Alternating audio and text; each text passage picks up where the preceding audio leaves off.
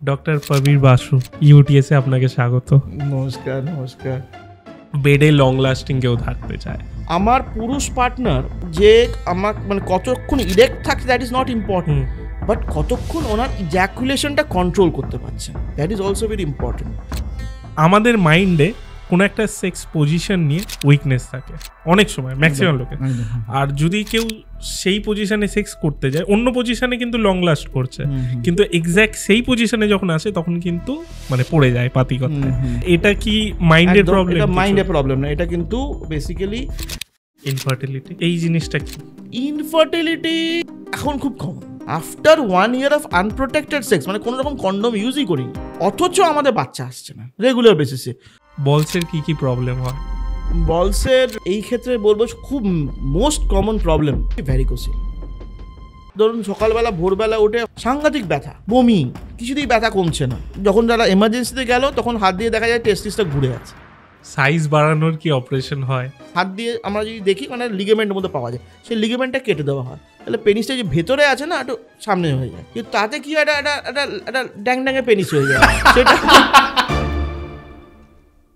আপনারা যেই পডকাস্টের পার্ট 2 এর অপেক্ষা করছিলেন সেই পডকাস্টেই আজকে চলে এসছে ডক্টর প্রবীর বাসু আমাদের সাথে আবারও ইউটিএসে। আজকে আমরা সেক্স লাইফ নিয়ে আলোচনা করেছি, বাট তার থেকে একটু এগিয়ে আমরা পেনিস নিয়ে আলোচনা করেছি, আমরা বলস নিয়ে আলোচনা করেছি। মূলত এই পেনিস এবং বলসের প্রবলেম নিয়ে, মানে কি কি প্রবলেম হতে পারে বা ভবিষ্যতে কিছু সাবধানতা না নিলে কি কি প্রবলেম আসতে পারে, সেই সব কিছু নিয়ে আজকে আলোচনা করেছি। বেশি দেরি করব না, পুরো পডকাস্টটা দেখুন আর জেনে নিন খুবই গুরুত্বপূর্ণ কথা, বিশেষত ছেলেদের বিষয়। চলুন আজকের পডকাস্টটি শুরু করা যাক। Doctor Prabir Basu on UTS.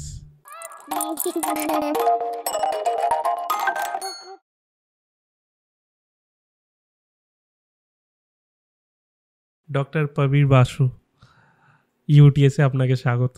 নমস্কার। নমস্কার। কেমন আছেন? আমি তো ভালো আছি। আর আগের পডকাস্টটা কেমন লাগলো? সেই নিয়ে বলতে চাই আপনাকে খুব ধন্যবাদ যে আপনার এই প্ল্যাটফর্মে আমি সবাইকার কাছে আমি যেতে পেরেছি, আমরা সবাই, যে আপনারা এতটা এই আমাদের পডকাস্টটাকে আপনারা এতটা ভালো লেগেছে এবং আপনারা ফিডব্যাক দিয়েছেন। সুতরাং সেই দিক দিয়েও ভালো, যেমন তেমন আমাদের এক্সপেকটেশনের বারটাও বেড়ে যাচ্ছে আজকে একটু, তাই না? যে আজকে কি হবে একটু দেখা যাক। আমরা আজকে নিশ্চয়ই আমরা চেষ্টা করব আপনাদের আগের দিনের মতনই ইনফরমেশন দিতে যথাসম্ভব। মানে দেখুন, এই আগের দিনে যে পডকাস্টে পরে অনেক পেশেন্টরা আমার এসেছিলেন, বলছেন না আমি ইউটিএস পডকাস্ট দেখে এসেছি, এবং তারা বলেছেন মানে আমি বলতে চাই যে এটা কতটা ইম্পর্টেন্ট একটা মেসেজ গেছিল সবাইকার কাছে, যে আমরা কম বয়সী ছেলে বলুন 18-19 বছরের, যে ডাক্তারবাবু আমরা বেসিক্যালি সাহস জোটাতে পেরেছি আপনার এই পডকাস্ট দেখার পর আপনার কাছে আসতে। এটা নিয়ে আমরা হয়তো এই গুমড়ে থাকতাম, আপনি যেমন বলেছেন গুমড়ে থাকতাম, কাউকে বলতে পারতাম না, এই গার্লফ্রেন্ডের কাছে একটু বলতো, শুনতাম, একজন হয়তো গার্লফ্রেন্ড ছেড়েও দিয়ে চলে গেছে, নেক্সট যে কাউকে আমি অ্যাপ্রোচ করব সেটার আমি সাহস পাচ্ছিলাম না। মানে সেই সাহসটা আপনি জুগিয়েছেন আপনার পডকাস্টের মাধ্যমে। সেই জন্যই বলছি যে আপনার কাছেও খুব ধন্যবাদ যে আপনি এত সুন্দরভাবে পডকাস্টটা মানে অ্যারেঞ্জ করেছিলেন, এবং আমরা যে আপনাদের কাছে যেতে পেরেছি এই নিয়ে। কিন্তু এই নিয়ে সাধারণত এটা সত্যি কথা যে খুব একটা আমরা ডিসকাস করি না, প্রথমত বাংলায় নেই এবং সেটা কেউ করতেও চায় না হয়তো। কিন্তু এটা যে কতটা সুবিধাজনক, মানে যারা ধরুন নট অনলি মানে আমরা যে আরবান সেট আপে, এটা সত্যি কথা নয়, কারণ আমরা টায়ার 3 বা গ্রামে, প্রত্যন্ত গ্রামে তারাও তো দেখছে আমার কাছে। এরপরে এসছে অনেকে প্রত্যন্ত গ্রাম থেকে, ধরুন মেদিনীপুর থেকে, ধরুন নদিয়ার সেই অনেক দূর থেকে এসছে। তারা বলেছেন ডাক্তারবাবু আমাদের কাউকে এটা আমি বলতে পারতাম না যে কার কাছে যাব, তাই না, কোন ডাক্তারের কাছে যাব, এবং যে ওই কারো কাছে গিয়ে ওই যে স্ক্যামের একটা যে ভয় থাকে না, সেটাও তো একটা বড় ব্যাপার। কিন্তু মানে আজকালকার ছেলেরা দেখুন যে ইন্টারনেটের জমানায় সবাই তো সচেতন, ইন্টেলিজেন্ট, তারা কিন্তু সবাই ইন্টেলিজেন্ট, কিন্তু কার কাছে যাব সেই রিসোর্সটা নেই। মানে সেইটুকুও যে, আর এই যে ইনফরমেশনগুলো যে আমার নিজের পেনাইল হেলথ নিয়ে দেখতে হবে, আমার সেক্সুয়াল হেলথ নিয়ে চিন্তা ভাবনা করতে হবে, যেটা আমাদের স্কুলে কলেজে শেখায়নি, সেটাও খুব ইম্পর্টেন্ট। প্লাস আমার যেটা মনে হয় বাংলায়, আমি কিছু ডাক্তারদের যখন আপনাকে খুঁজছিলাম তখন দেখেছিলাম কিছু কিছু ডাক্তার তারা প্রচন্ড সিরিয়াস ভাবে জিনিসগুলোকে হ্যান্ডেল করে, সেটাও বটে। আমরা খুব মজাদার ভাবে হ্যান্ডেল করেছিলাম ওই যে মানে খিল্লি টাইপ করে যেটা আমরা এসেছিলাম, তো সেটাও সবাই আমার মনে হয় সবাই আপনাদের ভালো লেগেছে। কয়েকজন সিরিয়াস মাইন্ডেড হয়তো খারাপ ভেবেছেন, কিন্তু দেখুন এটা খারাপের ব্যাপার না, এটা আমাদের একটা প্রচেষ্টা, এটা সবাইকার মধ্যে একটা সচেতনতা আনা, এবং সেটার জন্য আপনাকে তো দেখতে হবে। হয়তো আপনি স্ক্রল আউট করে দিয়েছিলেন, ও মা ডাক্তারবাবু কি গম্ভীর কি বলছেন, ও মাথায় ঢুকছে না, তাই না? সুতরাং হয় না ডাক্তারবাবুর কাছে গেলেই আমার একটা ভয় চলে আসে, ও মা ডাক্তারবাবু কি হবে কি হবে, এইসব বিষয় বিশেষ করে। কিন্তু সেটা যদি ডাক্তারবাবু বন্ধুর মতো যারা ডিসকাশনের মধ্যে হয়, সেটা অনেক দেখবেন অনেক লাভ হয়। হ্যাঁ, আজকেও সেরকমই আমরা একটা পডকাস্ট করব নিশ্চয়ই। আর আজকে আমি ফার্স্টে যেরকম বলে দিই যে কি বিষয়, যে আগের পডকাস্টে যেগুলো আমরা হালকা মিস করে গেছিলাম সেটা আমরা আজকে তো ডিসকাস করবই। প্লাস আমরা আগের পডকাস্টে ইডি বা প্রিম্যাচিওর এইগুলো নিয়ে ডিসকাস করেছিলাম, এই ক্ষেত্রে পিনাইল হেলথ নিয়ে ডিসকাস করব। ওটাও কিন্তু দরকার, কারণ ওর জন্যই এই আফটার এফেক্টস গুলো এগুলো হচ্ছে একদম। তারপর তো সেক্স নিয়ে আলোচনা হবে। আমি সেক্স দিয়ে শুরু করি ওই এসেন্সটাকে ধরার জন্য। ধরুন বেডে লং লাস্টিং কেউ থাকতে চায়, হ্যাঁ সবারই এটা ইচ্ছে, এটা মানে মিথ্যে কথা বললাম নেই, এটা আমারও ইচ্ছে, আপনারও ইচ্ছে, সবাই ইচ্ছে, যারা যারা দেখছে সবাই ইচ্ছে, তাই জন্যই আপনারা হয়তো পডকাস্টটা দেখছেন, তাই না? দেখুন ব্যাপারটা হচ্ছে, আমি যদি আমাদের আগের পডকাস্টটা অনেকদিন আগে হয়েছে, সেরকম খুব একটা আমার ভালো মনে নেই লাইন অফ ইভেন্টসটা কেমন ছিল। তো আমি বলেছিলাম যে আমাদের কাছে প্রথম যে পেশেন্টরা আসেন আমাদের অ্যান্ড্রোলজিস্টের কাছে, সেটা হচ্ছে মেনলি তারা আসেন ডাক্তারবাবু আমার শীঘ্রপতন হচ্ছে, প্রিম্যাচিওর ইজাকুলেশন, তাই না? কিন্তু উইথ ডিসকাশন দেখা যায় basically he is suffering from erectile dysfunction. হয়তো 70% ইরেকটাইল ডিসফাংশন, 30% প্রিম্যাচিওর ইজাকুলেশন। সুতরাং ওই যে একটা কথা যে বিভিন্ন সমীক্ষায় দেখা গেছে, কিছু সায়েন্টিফিক তো বলতেই হবে, খালি তো গল্প বললে হবে না। সুতরাং সায়েন্টিফিক লিটারেচারে দেখা গেছে, যখন ওই ধরো এটা ইউএসএ স্টাডিজেই দেখা গেছে, মহিলা পার্টনারদের যখন ওরা একটা স্যাম্পল স্টাডি করে দেখেছেন, ওরা বলেছেন যে না, আমার পুরুষ পার্টনার যে আমার মানে কতক্ষণ ইরেক্ট থাকছে that is not important, but কতক্ষণ ওনার ইজ্যাকুলেশনটা কন্ট্রোল করতে পারছেন, that is also very important. তাহলে আমরা বুঝতে পারছি যে মানুষ, দেখুন আমার পুরুষাঙ্গ, আমার সত্যি কথা বলতে আমি যতই হাতে ব্যবহার করে থাকি, ও আমার কথা মতো চলে না, তাই না? তা আমি বলবো ওঠো ভাই, উঠে পড়লো, নেমে পড়ো হয় না। কিন্তু একটা পুরুষ মানুষের মানে মধ্যে সেই ক্যাপাবিলিটি থাকা উচিত যে আমি কখন বীর্যপাত করব সেটা আমার একটা নিজের কন্ট্রোলে থাকা উচিত, এবং সেটা হয়তো মহিলা পার্টনাররাই বেশি খুশি হন, সেটা সমীক্ষায় বলছে, সায়েন্টিফিক লিটারেচারে বলছে, এটা কিন্তু আমার গপ্প নয়। তো এই ব্যাপারে আমি বলতে চাই যে এখানে আসছে কি, প্রিম্যাচিওর ইজাকুলেশন যদি আপনার থাকে, তাহলে প্রিম্যাচিওর ইজাকুলেশন ডিলেট করা যায় কিনা। আর সেকেন্ড হচ্ছে, যদি ইরেকটাইল ডিসফাংশন থাকে, তাহলে ইরেকটাইল ডিসফাংশনটাকে ফাংশনটা ইমপ্রুভ করার জন্য। এবার এখানে আমি আরেকটা কথা বলতে চাই যে অনেকে প্রিম্যাচিওর ইজাকুলেশন ওষুধ খেতে খেতে ডিলেড ইজাকুলেশন হয়ে যায়। আচ্ছা, সুতরাং good sex is not delayed ejaculation also, সেটাও একটা, কিন্তু পি যেমন একটা রোগ, ডি তেমন একটা ডিসঅর্ডার, মানে খুব না ডিলেড ইজাকুলেশন মানে কি, সে করছে বীর্যপাত হচ্ছে না, সে তো মশাই তো মানে খুব চিন্তিত হয়ে যাবে, মানে দুজনেই মানে কি হলো ক্লাইম্যাক্স কখন আসবে। আমরা সিনেমা দেখে ক্লাইম্যাক্সটা কখন আসবে, ক্লাইম্যাক্সই এলো না, গল্প শেষ হয়ে গেল, ক্লাইম্যাক্সই এলো না। সুতরাং এখানে আমি বলতে চাই যে first of all maximum case of premature ejaculation হচ্ছে আমরা সবাই স্ট্রেসড আউট, মানে কি বলবো, অ্যাংজাইটিতে ভুগছি, পারফরমেন্স অ্যাংজাইটি নিয়ে আমি মনে লাস্ট অনেক বড় করেছি, ওই নিয়ে আমি আর আপনাদের বোর করব না। সুতরাং যেটা খুব ইম্পর্টেন্ট সেটা হচ্ছে যে আজকে আমার সন্ধেবেলা একটা ট্রেন ধরতে হবে শিয়ালদা স্টেশন থেকে, দুপুরবেলা আমাকে গার্লফ্রেন্ডকে খুশি করতে হবে, তাহলে আমি কোনোদিনও ম্যাক্সিমাম ক্ষেত্রে আমি পারবো না ঠিকঠাক আমি ইরেকশন করতে। তাহলে আমি দুটোর মধ্যে একটা করি, আয়দা গার্লফ্রেন্ডকে আজ খুশি করি সেক্স দিয়ে, আর আমি ট্রেনটা ধরি, আয়দা আমি ট্রেনটা মিস করি, দরকার নেই আমার ট্রেনে গিয়ে আমি গার্লফ্রেন্ডকে আজ খুশি করি, নাহলে গার্লফ্রেন্ড নিয়ে চলি, ওই একটু ওই পাড়ার দোকানে একটু চা কফি খাইয়ে দিই, আমি বলবো যে পরের দিন করব। তাহলে দ্যাট ইজ ভেরি ইম্পর্টেন্ট, আপনাকে স্ট্রেস ফ্রি হিসেবে, যে আমার মাথায় কোনো অ্যাংজাইটির কারণ নেই, সময় নিয়ে করুন না। এই যে আজকে যে এই পডকাস্ট করছি এবং আজকে যে সেক্সুয়াল ডিসফাংশন হচ্ছে, খুব ইম্পর্টেন্ট কারণ হচ্ছে স্বামী স্ত্রী বা বয়ফ্রেন্ড গার্লফ্রেন্ডের মধ্যে একটা মনে কষাকষি।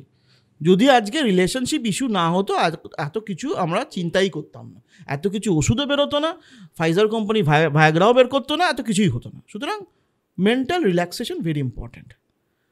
সেকেন্ড হচ্ছে যে এই যেটা বললাম যে তাড়াহুড়ো করবেন না, টাইম নিন এবং ফোর প্লেতে সময় দিতে হবে। মানে এটা কিন্তু খুব ইম্পর্ট্যান্ট। এখন ইন্টারনেটের জামানায় বলবেন, ইনস্টাগ্রামের জমানায় লোকে এখন সেক্স বলতেই ভ্যাজাইনাল সেক্স বোঝে। তার আগে আমি এইটা নিয়েও আগেবার ডিসকাস করেছিলাম যে প্রি সেক্স রিচুয়ালগুলো বা ফোর প্লেগুলো দিকে সময় দিতে হবে। অনেকে ভাবেন ডাক্তারবাবু ফোর প্লে করতে করতেই তো আমার চুপসে গেল, তাই না? এটা খুব কমন ব্যাপার। মানে এইটা নিয়ে আমরা হাসছি বটে, কিন্তু সত্যি কথা বলতে এইগুলো খুব ইম্পর্টেন্ট। এটা মানে দুঃখজনক ব্যাপার যখন এই কথাগুলো পেশেন্টরা বলে না, তারা খুব দুঃখের সাথে বলে, হয়তো সেটা আরভাবে এক্সপ্রেস করতে পারে না, সেটা নিয়ে আমরা হয়তো গল্প করছি। কিন্তু উইথ টাইম যদি আমরা সময় দিই, that itself will increase the sexual time. Third হচ্ছে গিয়ে ধরুন বিশেষ করে যারা ইরেকটাইল ডিসফাংশন নেই, mainly premature ejaculation, sexual function normal, তাদেরকে দেখা গেছে যে যদি আপনি 1 ঘন্টা 1.5 ঘন্টা আগে ম্যাস্টারবেশন করে নেন, তাহলে কি ওই রিফ্র্যাক্টিভ পিরিয়ড কেটে গিয়ে যদি আপনি সেকেন্ডবার সেক্স করেন, অনেকে বলেন আমি 2বার স্ট্রোক 3বার স্ট্রোক করতে পারি। দেখুন এই স্ট্রোকের ব্যাপার অনেক কিছু গল্প আছে। অনেকে বলে ডাক্তারবাবু আমি সারাদিন ধরে করতাম, সেটা যখন বাজে কথা, আর আমি কিছুই করতে পারছি না, সেটা কিন্তু আপনার মানসিক একটা দুর্বলতা চলে এসেছে। ঠিক আছে, সেই জন্য বলা হচ্ছে যদি ম্যাস্টারবেশনটা আপনি 1.5 ঘন্টা আগে করেন, তাহলে ওই রিফ্র্যাক্টরি পিরিয়ডটা ধরুন এই 0.5 ঘন্টা 20 মিনিট পরে আপনি যদি সেক্সে যান, তাহলে কিন্তু আপনি you can last longer in bed. Premature ejaculation আর একটা খুব ইম্পর্টেন্ট, যেটা এখনকার দিনে দেখবেন আজকে মানে অ্যামাজনের এবং ফ্লিপকার্টের দয়ায় এই ডিলেড ক্লাইম্যাক্স কন্ডোমস, এগুলোকে নতুন টাইপের কন্ডোমস যেগুলো থিকার এবং একটু বেনজোকেন সলিউশন থাকে টিপে, বুঝতে পারলেন তো? এগুলো ওই নর্মাল কন্ডোমস নয়। সুতরাং অনেকে আবার বলেন যে আমার কন্ডোম পরতে অ্যালার্জি হয়, আমার কন্ডোম নিলে না হয়তো আমি সেই সেন্সেশনটা পাই না। মানে সেগুলো বেসিক্যালি কী বলতো, that can be taken care of. এমন কিছু নয় যে কন্ডোম পরলেই সে গরম ভাবটা পাই না, এগুলো কিন্তু মানে পেশেন্টরা বলেন যে সেই আনন্দটা পাই না। সে আর আনন্দ কি, এক তো আপনাকে এসটিডি থেকে আপনাকে রক্ষা করতে হবে, নিজেকে রক্ষা নিজেকেই করতে হবে। যেমন গাড়িতে ওঠা থাকে না, নিজের মাল নিজের দায়িত্ব, নিজের মাল নিজের দায়িত্ব, কেউ দেখবে না। তারপরে কিছু ইনফেকশন হয়ে গেল, তখন তো আর কেউ আপনাকে আর বলতে আসবে না ও মা তোর সেক্স করতে গিয়ে হয়েছে, আহা, কেউ বলবে না, তাই না? সুতরাং আপনাকে যেমন প্রোটেকশনও নিতে হবে, এবং প্রিম্যাচিউর ইজাকুলেশনে এই স্পেশাল কন্ডোমস পাওয়া যায় অবভিয়াসলি। আপনি অ্যামাজন বা ফ্লিপকার্ট বা যে কোনো অনলাইন এতে মাধ্যমে দেখে আপনার বাড়িতে আগে কী হতো, কন্ডোমসের জন্য আমাদের কেমিস্ট শপে যেন বলতাম না, কন্ডোম কেমিস্ট শপ, ও দাদা দাঁড়িয়ে আছে, কখন লোকজন যাবে, ওই জন্য ওয়েট করতে হয়। এখন করতে হবে না, আপনি অনলাইন অর্ডার করে দিন, আপনি কেউ দেখতেই পাবেন আপনি কী নিয়েছেন, তাই না? তো এটা একটা ইম্পর্টেন্ট ব্যাপার। এছাড়া যেটা আমরা নর্মাল বলি ডায়েট, এক্সারসাইজ, তার সাথে যদি আপনি টেস্টোস্টেরন লেভেলটা আস্তে আস্তে, সেটা নয় যে আপনাকে ওষুধ খেতেই হবে। হ্যাঁ, ওষুধের জন্য ভায়াগ্রা আছে, ডাপক্সিটিন আছে, অনেক রকম ওষুধ আছে। সেটার জন্য অবভিয়াসলি আপনি নিজে চিকিৎসা না করলেই ভালো। সেটা আপনি একজন এক্সপার্ট অ্যান্ড্রোলজিস্টের কাছে যান, কী প্রবলেমটা হচ্ছে। এই যে প্রিম্যাচিউর ইজাকুলেশনের ট্রিটমেন্ট হচ্ছে ডাপক্সিটিন, বা আমার ইরেকটাইল ডিসফাংশনের জন্য PD5 ইনহিবিটর, টাডালাফিল বা সিলিন্ডারফিল, বা টেস্টোস্টেরন কম হয়েছে তার জন্য টেস্টোস্টেরন বুস্টার যদি আমার বাচ্চা টাচ্চা না হয়ে থাকে, বা টেস্টোস্টেরন লস হয়েছে অনেক দিন ধরে এবং বাচ্চা টাচ্চা ফ্যামিলি কমপ্লিট, তাহলে আমি টেস্টোস্টেরন নেব। এই নিয়ে এটা আপনার ব্যাপার নয়, এটা একজন এক্সপার্টের ওপর আপনাকে ছেড়ে দিতে হবে। তো এই বিভিন্ন ধরনের নিয়ে আমরা হয়তো we can last longer in bed. আচ্ছা, আমি একটা অ্যানালিটিক্স করেছি, আপনাকে যে জিজ্ঞেস করছি, এটা আমি দেখেছি। হ্যাঁ, আমাদের মাইন্ডে কোনো একটা সেক্স পজিশন নিয়ে উইকনেস থাকে অনেক সময়, ম্যাক্সিমাম লোকে। আর যদি কেউ সেই পজিশনে সেক্স করতে যায়, অন্য পজিশনে কিন্তু লং লাস্ট করছে, কিন্তু এক্স্যাক্ট সেই পজিশনে যখন আসে তখন কিন্তু মানে পড়ে যায় পাতি কথায়।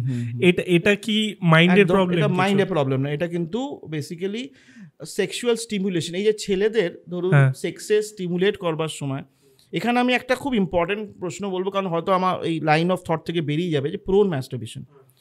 উল্টো হয়ে কম বয়সী ছেলেরা প্রোন ম্যাস্টারবেট করেন, এবং খুব কমন এটা। মানে এমন আমি পেশেন্ট দেখেছি আমার কাছে এসছেন যারা ছোটোবেলা থেকেই, মানে হয় না এই যে ছোটোবেলায় দাদু বাচ্চাকে নিয়ে একটু পায়ে নিয়ে দোলাচ্ছে, ওইখান থেকেই ওর একটা মানে সাবকনশিয়াস লেভেলে ওটাই স্টিমুলেশন হিসেবে এসে গেছে। মানে পেনিসের মানে কি বলবেন একটা লোয়ার সার্ফেসে ব্যাক এন্ডে ওখানেই স্টিমুলেশন পয়েন্ট। কি বললাম বুঝতে পারলেন? সুতরাং তাতে কি হচ্ছে, সেই ছেলেটির অন্যভাবে কিছু স্টিমুলেট হলে হয় না, তার ওর এই হচ্ছে বালিশে আমি উপর হয়ে গিয়ে আমি স্টিমুলেট করছি, বিছনার সাইডে গিয়ে আমি স্টিমুলেট করছি, এমনকি ওই রান্নাঘরে সিঙ্কের ওখানে গিয়ে আমি স্টিমুলেট করছি। হ্যাঁ, ভেরি কমন, এটা আমরা বলছি কিন্তু এটা হয় এবং এটা জানা ছিল না, হয়। এবং যাদের হয় তারা কিছুতেই সেক্স করতে পারছে, মানে সেক্স হচ্ছে কিন্তু ওই অ্যাডিকুয়েট স্টিমুলেশন হচ্ছে না, অ্যাডিকুয়েট অর্গাজম হচ্ছে না, ইজাকুলেশন হচ্ছে না। তাদের ক্ষেত্রে একটা পজিশন আমরা বলি, কারণ ওদের কি হয়, ওদের পেনিসের বেসে গিয়ে ওদের মেইন পয়েন্টটা আসে, মানে সেন্সরি পয়েন্টটা থাকে। এমনি কি আমাদের ছেলেদের সবসময় গ্লান্স পেনিসটা মোস্ট সেন্সিটিভ, এবং গ্লান্স পেনিসটা দুরকম সেন্সেশনে সেন্সিটিভ। একটা হচ্ছে টাচ, গার্লফ্রেন্ড টাচ করো তাহলে একটা সেন্সেশন আসে, আর একটা হচ্ছে ভাইব্রেটরি, মানে গার্লফ্রেন্ড নাড়ালো কি আমি নাড়ালাম, ওই যে ছোটোবেলা থেকে নাড়ানো অভ্যাস হয়ে গেছে। অনেক পেশেন্টদের আমি বলি যে না আপনি করুন, আপনি ম্যাস্টারবেশন করুন, ঠিক আছে, কিন্তু আপনি করবেন না, ভিগারাস ম্যাস্টারবেশন করবেন না, আপনি খালি এটা কিছু দেখুন, চিন্তা করুন, তারপরে করুন। অনেকে যারা পারে না ম্যাস্টারবেশন ছাড়া, ডাক্তারবাবু আমি কি করবো সারাদিন, আমার তো কেউই নেই, আমি তো একা, অনেকে আছেন না না না এটা কোনো দুঃখের ব্যাপার না, অনেকে আছেন ধরুন মিডল ইস্টে থাকেন কি সাউথে অনেকে কাজ করেন, তাই না, এই ধরুন ওই কেরালা বা তেলেঙ্গানা, এখানে তাদের তো কিছু নেই, ওই ওয়ার্কিং, এটা আমি সবসময় আরবান সিটিতে বলছি না, ওয়ার্কিং লেবারার তারা কি আর 20,000 30,000 জন চলে যাচ্ছে, সে দুবাই হোক, কাতার হোক, কেরালা হোক, তারা সারাদিন ওই কাজ করছে, কাজ করে বাড়ি ফিরে এসে কী করবে, কিছু করার নেই, টিভি দেখেও কিছু আনন্দ নেই, কোনো বন্ধু নেই, বান্ধব নেই, বান্ধবী তো দূরের কথা, যাবেন কি বান্ধবীর দিকে আপনি যান না মিডল ইস্টে গিয়ে বান্ধবী খুঁজতে, তা তারা কী করবে, মানে তারা পারবে না। সুতরাং তাদেরকে তাদেরকে ম্যাস্টারবেশন যখন ওদের অ্যাডিকশন হয়ে যায় তখন বলেন যে না ওরম অ্যাডিকশন করবে না, যদি করতেই হয় তখন আমি ম্যাস্টারবেশন ভালো খারাপের মধ্যে আসছি না। আমি কি বলছি, আমি যে লাইন অফ ফ্লোতে আমি বলছিলাম সেটা হচ্ছে যে তাদেরকে বলা হয় যে না আপনি বেশি ভিগারাস ম্যাস্টারবেশন করবেন বা ভাইব্রেট করবেন না হাত দিয়ে, কিন্তু তারা পারে না। সুতরাং এই দুটো সেন্সেশন খুব ইম্পর্টেন্ট। এবার যাদের প্রোন ম্যাস্টারবেশন হচ্ছে তারা কিন্তু সেই সেন্সেশনটা পাচ্ছে রুট অফ দ্য পেনিসে। তাদের ক্ষেত্রে পজিশন হচ্ছে women on top with the lady facing the মানে পার্সনস লেগস, মানে উল্টো হয়ে যাবে। ও আচ্ছা, যদি সেইভাবে ও সেক্স করতে পারে, ডিফারেন্ট সেক্সুয়াল পজিশন, তো এগুলো নিয়ে সচরাচর আমরা খুব একটা বলি না, সত্যি কথা বলতে কি বলবো আজকে। এটা গেল প্রোন ম্যাস্টারবেশন, যাদের হ্যাবিট আছে ওটা কিন্তু খুব একটা ইম্পর্টেন্ট পজিশন। এবার ওইটা করতে করতে আপনার কিন্তু নর্মাল প্রসেসে আসতে হবে, কারণ যদি গার্লফ্রেন্ডকে সবসময় ওইদিকে মুখ করে করো তাহলে তো গার্লফ্রেন্ড দুদিন পরে চর মেরে চলে যাবে, তাই না, বলে কী মশাই তুমি কি মানে পারভার্ট না কি, তাই না। সুতরাং এটা গেল একটা। এবার যেটা বলছেন যাদের নর্মাল লাস্টিং করতে হয় ইন এনি সেক্সুয়াল পজিশন, সেটা দেখা গেছে ওই মিশনারি পজিশন। যখন কেন মিশনারি পজিশন, সেটাও একটা সাইন্টিফিক বেসিস আছে, যে ছেলে সোজা দাঁড়ালো, মহিলা হয়তো সামনে উপর হয়ে গিয়ে করছে, মানে ডগি স্টাইল যেটা বলা হয়। তাতে কি হচ্ছে যে ব্লাড ফ্লোটা আমাদের লেগস থেকেও আসছে, যখন আমরা পাম্প করছি তখন লেগস থেকেও ব্লাড ফ্লোটা আসছে। সুতরাং যাদের এমনি একটু শিথিলতা আছে, পেনাইল ব্লাড ফ্লো শিথিলতা আছে, দাঁড়িয়ে যদি করা হয় তাহলে কিন্তু ফ্লোটা আর একটু বাড়ে। তো you can last longer, not in bed but in standing position, the missionary position. তো এটা একটা ব্যাপার। ওমেন অন টপও ঠিক আছে, কিন্তু women on top specially for যাদের প্রোন ম্যাস্টারবেশন হ্যাবিট আছে। তো এইগুলো সেক্সুয়াল পজিশন, দেখো সেক্সুয়াল পজিশন সবসময় চেঞ্জ করা উচিত, মানে ডিফারেন্ট সেক্সুয়াল পজিশন, কি বডি এটা হ্যাবিট হয়ে যায়, আমি এভাবে শোবো, আমার গার্লফ্রেন্ড ওভাবে শোবে, হয়ে গেল ব্যাস। এবার বডিও তো চাই একটু কিছু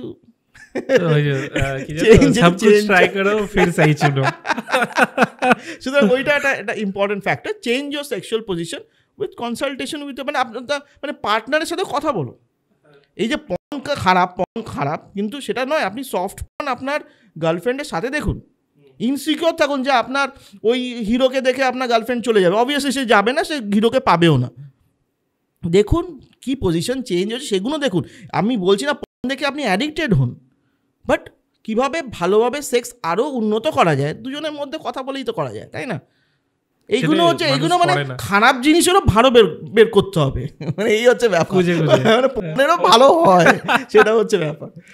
আমরা শুরুতেই অনেক কিছু নিয়ে ডিসকাস করে নিলাম, এবার আমি একটু আফটার ম্যারেজের দিকে আসি, মানে ধরুন আইডিয়াল বাচ্চা নেওয়ার টাইম কোনটা অ্যাজ আ অ্যান্ড্রোলজিস্ট? না দেখুন, আইডিয়াল বাচ্চা নেওয়ার টাইম হচ্ছে গিয়ে এখন মানে আমি ওটা বলছি না যে জবের প্রেশার, জবে তোমার ওয়ার্ক লাইফ ঠিক হবে বা পয়সা করি, ওটা না, করতে গেলে তো মোটামুটি 34 বছরই হয়ে যায়, আসবেই না, যাই হোক কিছু আসবে সত্যি কথা। সেটা হচ্ছে, সেটা কিন্তু বাস্তব। এখন যে স্বামী স্ত্রী দুজনেই ওয়ার্কিং, মানে ডাবল ইঞ্জিন হয়ে গেছে, এখন দুজনকেই নিজের পায়ে দাঁড়াতে 34 বছর হয়ে গেল। এবার যখন সত্যি বিয়ে হলো, যখন বিয়ে হয়তো হয়ে গেছে, যখন সত্যি ট্রাই করছে আমার তৃতীয় যে মানে সন্তানকে নিয়ে আসার জন্য, তখন আর হচ্ছে না। ইরেকটাইল ডিসফাংশন হয়তো নেই, কিন্তু ইরেকটাইল পোটেন্ট, মানে সেইভাবে ঠিকঠাক আছে, কিন্তু বাচ্চা আসছে, যাকে ইনফার্টিলিটি বলা হয়। আমরা এই ক্ষেত্রে বলি যে দেখো ভাই, যা আমাদের পূর্বপুরুষরা করতো, যে আগেবারে আমরা বলেছিলাম, এটি অ্যাটলিস্ট ট্রাই টু ফলো পূর্বপুরুষ, যে আমাদের 20 বছর 22 বছর বয়সের মধ্যে আমাদের সেক্সুয়াল ম্যাচুরিটি হয়ে যায়। হ্যাঁ, সাইকোলজিক্যাল ম্যাচুরিটি হতে অনেকের সময় লাগতে পারে। মোটামুটি ধরুন 22 থেকে 24 মহিলাও ম্যাচিওর, মহিলা তো আরও আগেই ম্যাচিওর হয়, পুরুষ মানুষরাও ম্যাচিওর। এখন দেখুন এখন জবের যা অবস্থা, এখন সবাইকে ম্যাচিওর হয়ে যেতে হবে তাড়াতাড়ি, এবং হয়েও যাচ্ছে। তখন ইন্টারনেটের ব্যাপারে ছেলেরাই সব এখন জেনে গেছে, কোডিং তখন ছেলেরাই জানে, বাচ্চা ছেলেরাই জানে কোডিং, তাই না? আমি জানতাম কোড বলে কিছু জানতামই না, হয়তো একটা সেন্টের নাম জানতাম, তাই না? সুতরাং এই যে আমি বলবো 20, 22, 24 is the ideal age for marriage and for having a kid. এবার দ্যাট ক্যান ভ্যারি, সেটা এখন রিলেটিভ ব্যাপার, কারোর পক্ষে হয়তো হচ্ছে না, সমস্যা নেই, বা আমার চাকরিটা এখনও স্টেবল হয়নি, এই করতে ওটাকে 32-34 নিয়ে যাবেন না, এটাই হচ্ছে মেন সমস্যা। তখন গিয়ে ইনফার্টিলিটি সমস্যাগুলো দেখা দেয়। এই জিনিসটা কি ইনফার্টিলিটি এখন খুব কমন না। এখন দেখবেন মানে মোড়ে আইভিএফ সেন্টার গজিয়ে গেছে, মোড়ে। এখন তো আমার গাইনোকোলজিস্ট বন্ধুরা মানে বলছেন, না রে, এই অবস্টেটিক্স কাজ করে লাভ নেই, এই হিস্টেক্টমি আর কটা করবো, ইচ্ছে আইভিএফ হয়ে যাওয়া ভালো। তার মানে কি, এখন বলতে পারেন এভরি থার্ড হাউসে একজন ইনফার্টাইল কাপল পাওয়া যাচ্ছে। সেটা অনেক কারণে হতে পারে। এক, হয়তো আগে ছিল আমরা অতটা নজর দিতাম না, ঠিক আছে, একসাথে তো আমরা একটা জয়েন্ট ফ্যামিলি থাকতাম, যে হলো না ওর পাশের ও আর একটা বাচ্চা আছে, তো ওকেই আমরা দেখে নেবো, না তো 4টে বাচ্চা আছে, একটা বাচ্চা আমাদের দিয়ে দে তাকে, এটা ব্যাপার ছিল। এখন নিউক্লিয়ার ফ্যামিলি, 34 বছরে গিয়ে লোকজন ভাবছে ওমা এবার তো বাচ্চা করতে হবে। সুতরাং এজ একটা ফ্যাক্টর, অবভিয়াসলি পোটেন্সি একটা ফ্যাক্টর, কিন্তু সেটা ইম্পর্টেন্ট না। ইনফার্টিলিটি অ্যান্ড ইম্পর্টেন্সি আর টোটালি ডিফারেন্ট থিংস।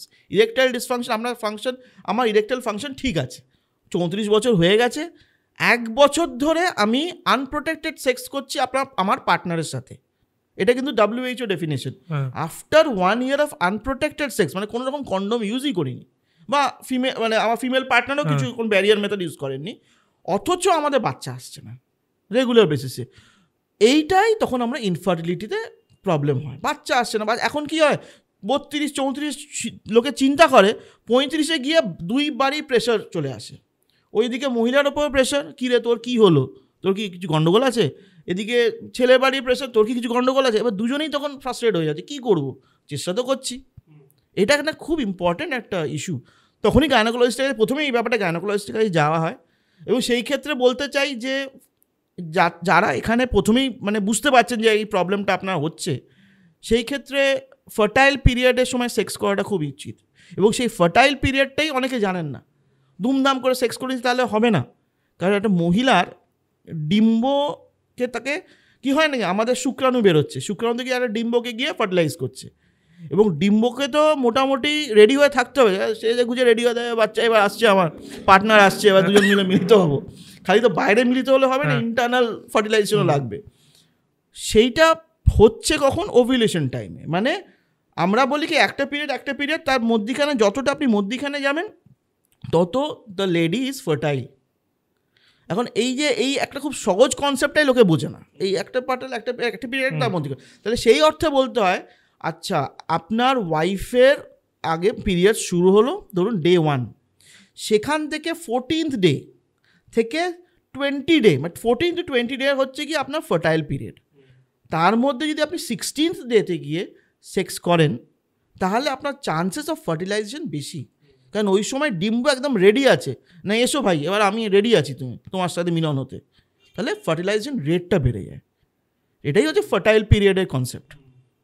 এবং এইটা অনেকে জানে না, এটাও জানলে দেখবেন যে এতটা প্রবলেম হয়তো হবে না। কারণ কী হয় কি, দুমদাম টাইমে সেক্স করছি আমরা, হচ্ছে না, ফ্রাস্ট্রেশন বাড়ছে, আমার ছেলের স্ট্রেস লেভেল গিয়ে এমন হয়ে গেল, আর সে কিশমিশ পর্যায়ে চলে যাচ্ছে পেনিসটা, আর মহিলা তো ফ্রাস্ট্রেশন চলে যাচ্ছে। এবার সবাই মিলে স্ট্রেস করতে একটা বিচ্ছিরি লেভেল, তখন আর আইভিএফ সেন্টার ছাড়া আর গতি নেই। আমি কিছু খারাপ, আইভিএফ সেন্টার এখন অনেকজনকে বেবি দিচ্ছে, তাই না, আইইউআইতেই হয়ে যাচ্ছে।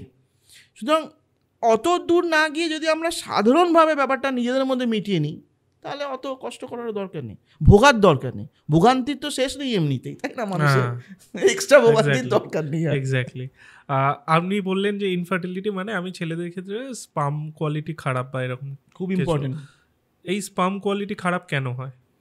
এই যে একদম লাইফস্টাইল তো বটেই। কারণ আগেকার দিনে আমরা বলতাম কি মহিলারই কারণ ওই বাচ্চা হচ্ছে না, তো এখন দেখা যাচ্ছে পুরুষ মানুষরাও তো ইকুয়ালি, মানে ইনসিডেন্স ইকুয়াল, মানে 30% খালি পুরুষ মানুষ, 30% ধরুন 30 মানে ব্যাপারটা 20% হয়তো কমন, আর 80 মানে 40 মানে 40% পুরুষ মানুষের কারণ, 40% মহিলার কারণ, 20% দুজনের কারণ, মানে এরকম একটা দেখা গেছে।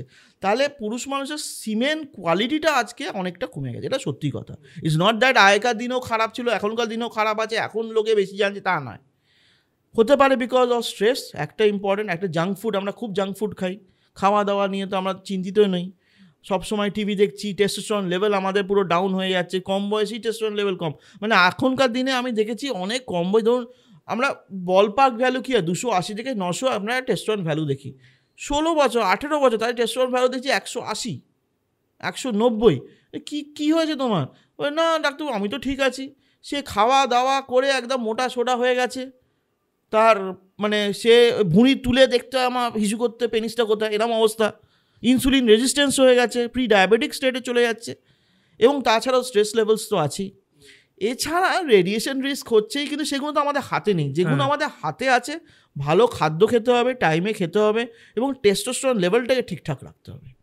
তাহলে কেন ওই টেস্টিস কি টেস্টোস্টেরন লেভেলে যেমন করছে, শুক্রাণুও করছে।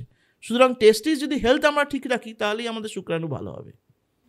আচ্ছা, সেই ক্ষেত্রে আমি বলতে চাই যে এই কম বয়সী ছেলে যারা দেখছেন এবং যারা বিয়ে শাদী করতে চাইছেন এবং দে আর ভেরি নার্ভাস যে আমার কি হতে চায়, কি হতে চলেছে, আমি কি বাবা হতে পারবো। কারণ অনেকেই বলে ডাক্তার আমার বীর্যটা কেমন পাতলা হয়ে গেছে, আমি জলের মতো হয়ে গেছে, আগে আমার সাদা দুধের মতো ছিল, এখন জলের মতো হয়ে গেছে।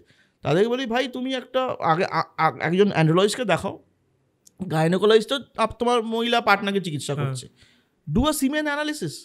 কারণ সিমেন্ট যে প্রোডাকশন হয় সেটা তো, যেই সিমেন্টটা এখন তোমার হয়তো বেরোচ্ছে সেটা 90 দিন আগে তৈরি হয়েছে, এবং ইট ফর্মস ইন স্টেজেস। এভরি 7 দিন অন্তর সিমেনে স্পার্মাটোজোয়া 1 স্পার্মাটোজোয়া 2 যে স্টেজেস ফর্ম হচ্ছে। সুতরাং তুমি 7 দিন অ্যাবস্টিনেন্স, মানে 7 দিন কোনো রকম ম্যাস্টারবেশন, সেক্স, নাইট ফলস হলো না, তারপরে যে সিমেন্ট কোয়ালিটি, যে সিমেন্টটা স্যাম্পল হবে সেটাকে তুমি টেস্ট করে দেখো যে ঠিকঠাক আছে। ইনফ্যাক্ট যাদের ইনফার্টিলিটি, যাদের প্রবলেম, যাদেরকে আমি ফার্টাইল টাইমে বলছি, তাদেরকেও বলা হয় যে পুরুষ মানুষকে যে তুমি 7 দিন কিন্তু, বা 6 দিন থেকে 7 দিন তুমি কিন্তু কোনো রকম ম্যাস্টারবেশন বা নাইট ফলস যেন নয়, বা সেক্স করো না। ঠিক ওই ফ্রেশ স্পার্মটা আমার লাগবে, কারণ ওই সব স্পার্ম তো আর গিয়ে তো এগসকে করবে। সুতরাং ওই একদম ফ্রেশ স্যাম্পলই আমার লাগবে। সেই ফ্রেশ স্যাম্পলটা তুমি আগে থেকেই দেখে নিতে পারো একটা অ্যানালজিস্টকে দিয়ে ট্রিটমেন্ট করে। তার যদি প্রবলেম থাকে আগে থেকে ট্রিটমেন্ট করতে পারে নিশ্চয়ই। এই যে গরমে ক্লাইমেট চেঞ্জ, এই গরমে আমরা কাজ করছি, এগুলো সব কিন্তু একটা ফ্যাক্টর। তাহলে আরও বিভিন্ন ফ্যাক্টর তো, মানে এইগুলো ফ্যাক্টর তো আছেই, প্লাস ধরুন যেটা বলছিলেন লাইফস্টাইল, এইগুলো লাইফস্টাইল। ওই যে আমি দেখবেন আমি বলি যে আমরা কি করি, আমরা ম্যাক্সিমাম ক্ষেত্রে আমার যখন টিফিন ক্যারি করি আমরা প্লাস্টিক জলে বোধ মাইক্রো প্লাস্টিক্স। এই যে এটা জেনো ইস্ট্রোজেন তৈরি করছে, মানে আমার বডিতে ইস্ট্রোজেন লেভেল ওইভাবে বাড়ছে। এটা নয় যে আমি অন্য কিছু ইস্ট্রোজেন খাচ্ছি, আমার জেনো ইস্ট্রোজেন মানে প্লান্ট বেস ইস্ট্রোজেন বা প্লাস্টিক বেস ইস্ট্রোজেন বডিতে আসছে, সেখান থেকে টেস্টোস্টেরন কমছে এবং গিয়ে আমার টেস্টিসে ধাক্কা মারছে। ডিফারেন্ট লাইফস্টাইল মানে এটা কোনো মানে কমতি নেই। মানে বলতে গেলে সারা পডকাস্টই আমরা বলবো 1 2 3 4 100 110 112 এরকম হয়ে চলবেই। আর একটা জিনিস আমি দেখছিলাম একটা পডকাস্টেই, মেবি আমার এক্স্যাক্ট মনে পড়ছে না, সেটা হচ্ছে আমার আজকে যে স্পার্মটা রেডি হচ্ছে বা মানে বেরোচ্ছে, হ্যাঁ, সেটা নাকি আমাদের 8 সপ্তাহ আগে তৈরি হয়। 90 days। আচ্ছা, 90 days কনসেপ্ট, হ্যাঁ 90 days কনসেপ্ট। ওটা হয়তো মানে কারো হয়তো প্লাস মাইনাস 1 week 2 week হতে পারে। 90 days কনসেপ্ট। কিন্তু আবার বলছি যে ওটা ওই স্পার্মটাই না, কিন্তু ওর পরেও কিন্তু স্পার্মগুলো 7 দিন অন্তর অন্তর চেঞ্জ হচ্ছে। মানে ডেড স্পার্মটাকে বের করে দেওয়ার জন্য, মানে ওটা আমরা ফ্রেশ স্যাম্পল দেখবো বলে 7 দিন অ্যাবস্টিনেন্স বলি আমরা। আচ্ছা, ডেড স্পার্মটা মানে বেরোনোর জায়গা কি? কেউ যদি মাস্টারবেট না করে? ওটা বেসিক্যালি এটা নাইট ফলস হয়ে যায়। অনেকে বলে না ধাতের প্রবলেম হচ্ছে, ডাক্তারবাবু ওই কি যেন সাদা সাদা বেরোচ্ছে, পটি করতে গেলাম সাদা সাদা বেরোচ্ছে। আমি তাদেরকে বলে দিই, মশাই আপনি কীভাবে পটি করেন? না ডাক্তারবাবু আমি ইন্ডিয়ান প্যানে বসে করি। মানে আপনি তো কমোডে বসে করুন, কিচ্ছু না, আপনি দেখতে পাবেন না। আপনি মোবাইল দেখে আমার পডকাস্ট দেখবেন, তখন দেখবেন আপনি বেরিয়ে যাবে, কিছু চিন্তা হবে না। এটা সত্যি কথা। এবং সেই জন্য এই মানে বডির মেকানিজম আছে to remove all this things. এবার যখন ওগুলো গন্ডগোল হয়ে যায়, এবার যদি আপনি ধাত বন্ধ করতে হবে, আমার এগুলো বন্ধ করতে হবে, তখনই গন্ডগোলটা, শরীর গরম হয়ে যায়, বিভিন্ন রকমের প্রবলেম চলে আসে। এটা এগুলো হচ্ছে মানে বলতে পারেন যে নর্মাল ব্যাপার। এটা নিয়ে অত চিন্তা করার কিছু নেই যে আমার ডেড স্পার্ম বডিতে থেকে গেল কি হবে, আমার বাকি স্পার্মগুলোকে নষ্ট করে দেবে, তা নয়।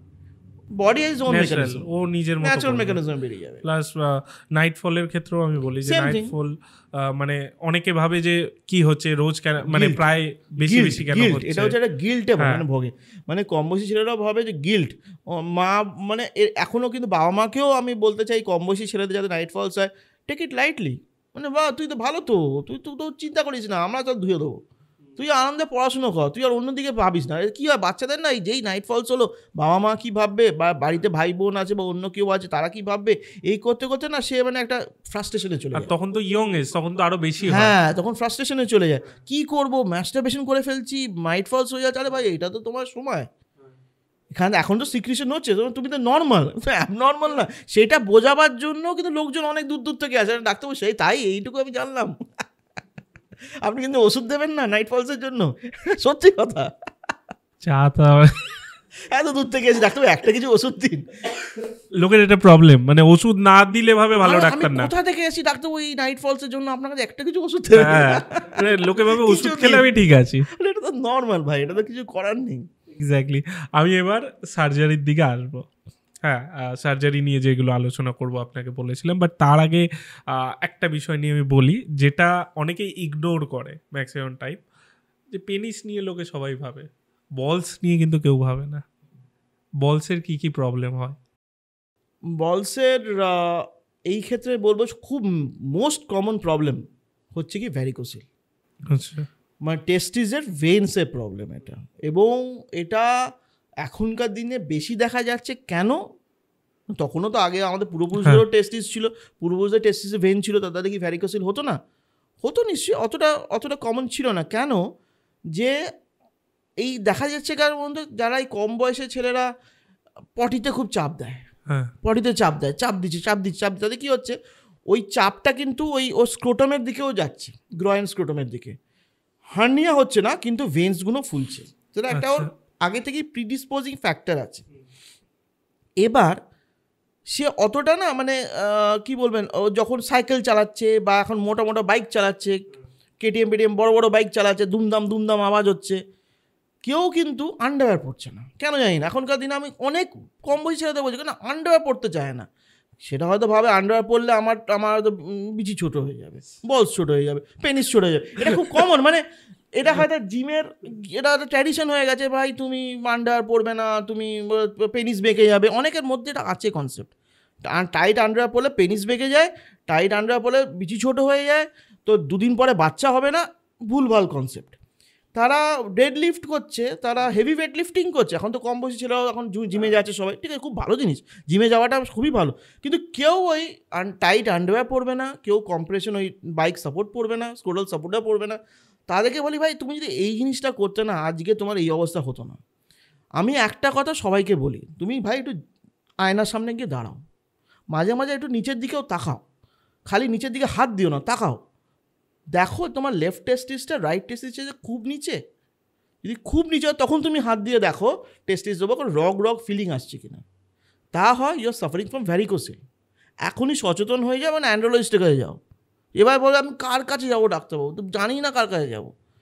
গিয়ে ইউ চেক ইউর টেস্টোস্টেরন, তাহলে আপনার টেস্টোস্টেরন কি ভ্যারিকোসেল উইথ টাইম, যেহেতু এই ব্লাড ফ্লোতে প্রবলেম হয়, টেস্টিসটা একটু গরম হয়ে যায়, সেখান থেকে টেস্টোস্টেরনটা কমতে থাকে। প্লাস দুটো কাজ টেস্টিসের, একটা টেস্টোস্টেরন তৈরি করে, একটা সিমেন অ্যানালিসিস। তাহলে গিয়ে অনেক পেশেন্টদের আমি পেয়েছি উইথ অ্যাজোস্পার্মিয়া, যাদের অনেক দিন ধরে মানে কোনো সিমেনে কোনো স্পার্মই নেই, শুক্রাণুই নেই। সেটা হয়তো আগে থেকে যদি সে এই প্রবলেমগুলো নোট করতো বা আগে থেকে কোনো ডাক্তারবাবুর কাছে যেতেন, সেটা যদি তার ট্রিটমেন্ট হতো, তাহলে আজ এই অবস্থায় যেতে হতো না। তখন কি ডোনার স্পার্ম ছাড়া কোনো উপায় নেই। অনেক ডোনার স্পার্ম করে আমি কেন IVF করবো, কিন্তু সেটা তো তুমি আগে একটা চান্স ছিল, দ্যাট ইউ মিসড, তাই না? সুতরাং সেই ক্ষেত্রেও আবার বলবো যে যারা ডোনার স্পার্ম হয়তো অ্যাভেলেবল আছে বলেই করা হয়, কিন্তু তার আগে আপনি নিজের স্পার্মের কোয়ালিটি খালি একটা ইজ্যাকুলেট স্যাম্পলে না দেখেও একজন অ্যানালাইসিসে যান। সিম্পল টিজা প্রসিডিওর, আমরা নিডল দিয়ে আমার বায়োপসি করে দেখে নিই যে টেস্টিসের ভেতরে 2-1টা স্পার্মও আছে কিনা। কারণ অবভিয়াসলি না, প্রত্যেকটা কাপলের একটা নিজস্ব থাকে যে আমারই যেন বেবি হয়, তাই না? সেটাও কিন্তু ইম্পর্টেন্ট একটা কনসেপ্ট। সো এই ব্যাপার নিয়ে আমি বললাম। সুতরাং টেস্টিকুলার প্রবলেমের মধ্যে খুব ইম্পর্টেন্ট ভ্যারিকোসিল এবং টেস্টিকুলার টিউমার্স, আর একটা খুব ইম্পর্টেন্ট হচ্ছে এপিডাইডিমা অর্কাইটিস। টেস্টিস এবং টেস্টিসের ওপর একটা দেখবেন ফ্ল্যাট মতো স্ট্রাকচার থাকে, তাকে এপিডাইডিমিস বলে। তার ইনফেকশন, সেটা ইউটিআইতে খুব কমন, ইনফ্যাক্ট সেক্সুয়ালি ট্রান্সমিটেড ইনফেকশনসে খুব কমন। অনেক পেশেন্টরা ভোগেন এই এপিডাইডিমা অর্কাইটিস নিয়ে। তারা ডাক্তারবাবুকে দেখেছেন, এপিডাইডিমা অর্কাইটিস ট্রিটমেন্ট করেছেন, ভালো হয়ে গেছেন, আবার ফেরত আসছে। তার মানে ইনফেকশনটা এখনও পুরোপুরি যায়নি। মেবি সেটা একটা common bacterial infection, E. coli infection না, যেটা নর্মাল ইউরিনে পাওয়া যায়। হয়তো কোনো একটা STD তার মধ্যে ওইখানে গিয়ে মানে দানা মেরেছে, তার ট্রিটমেন্ট হচ্ছে না।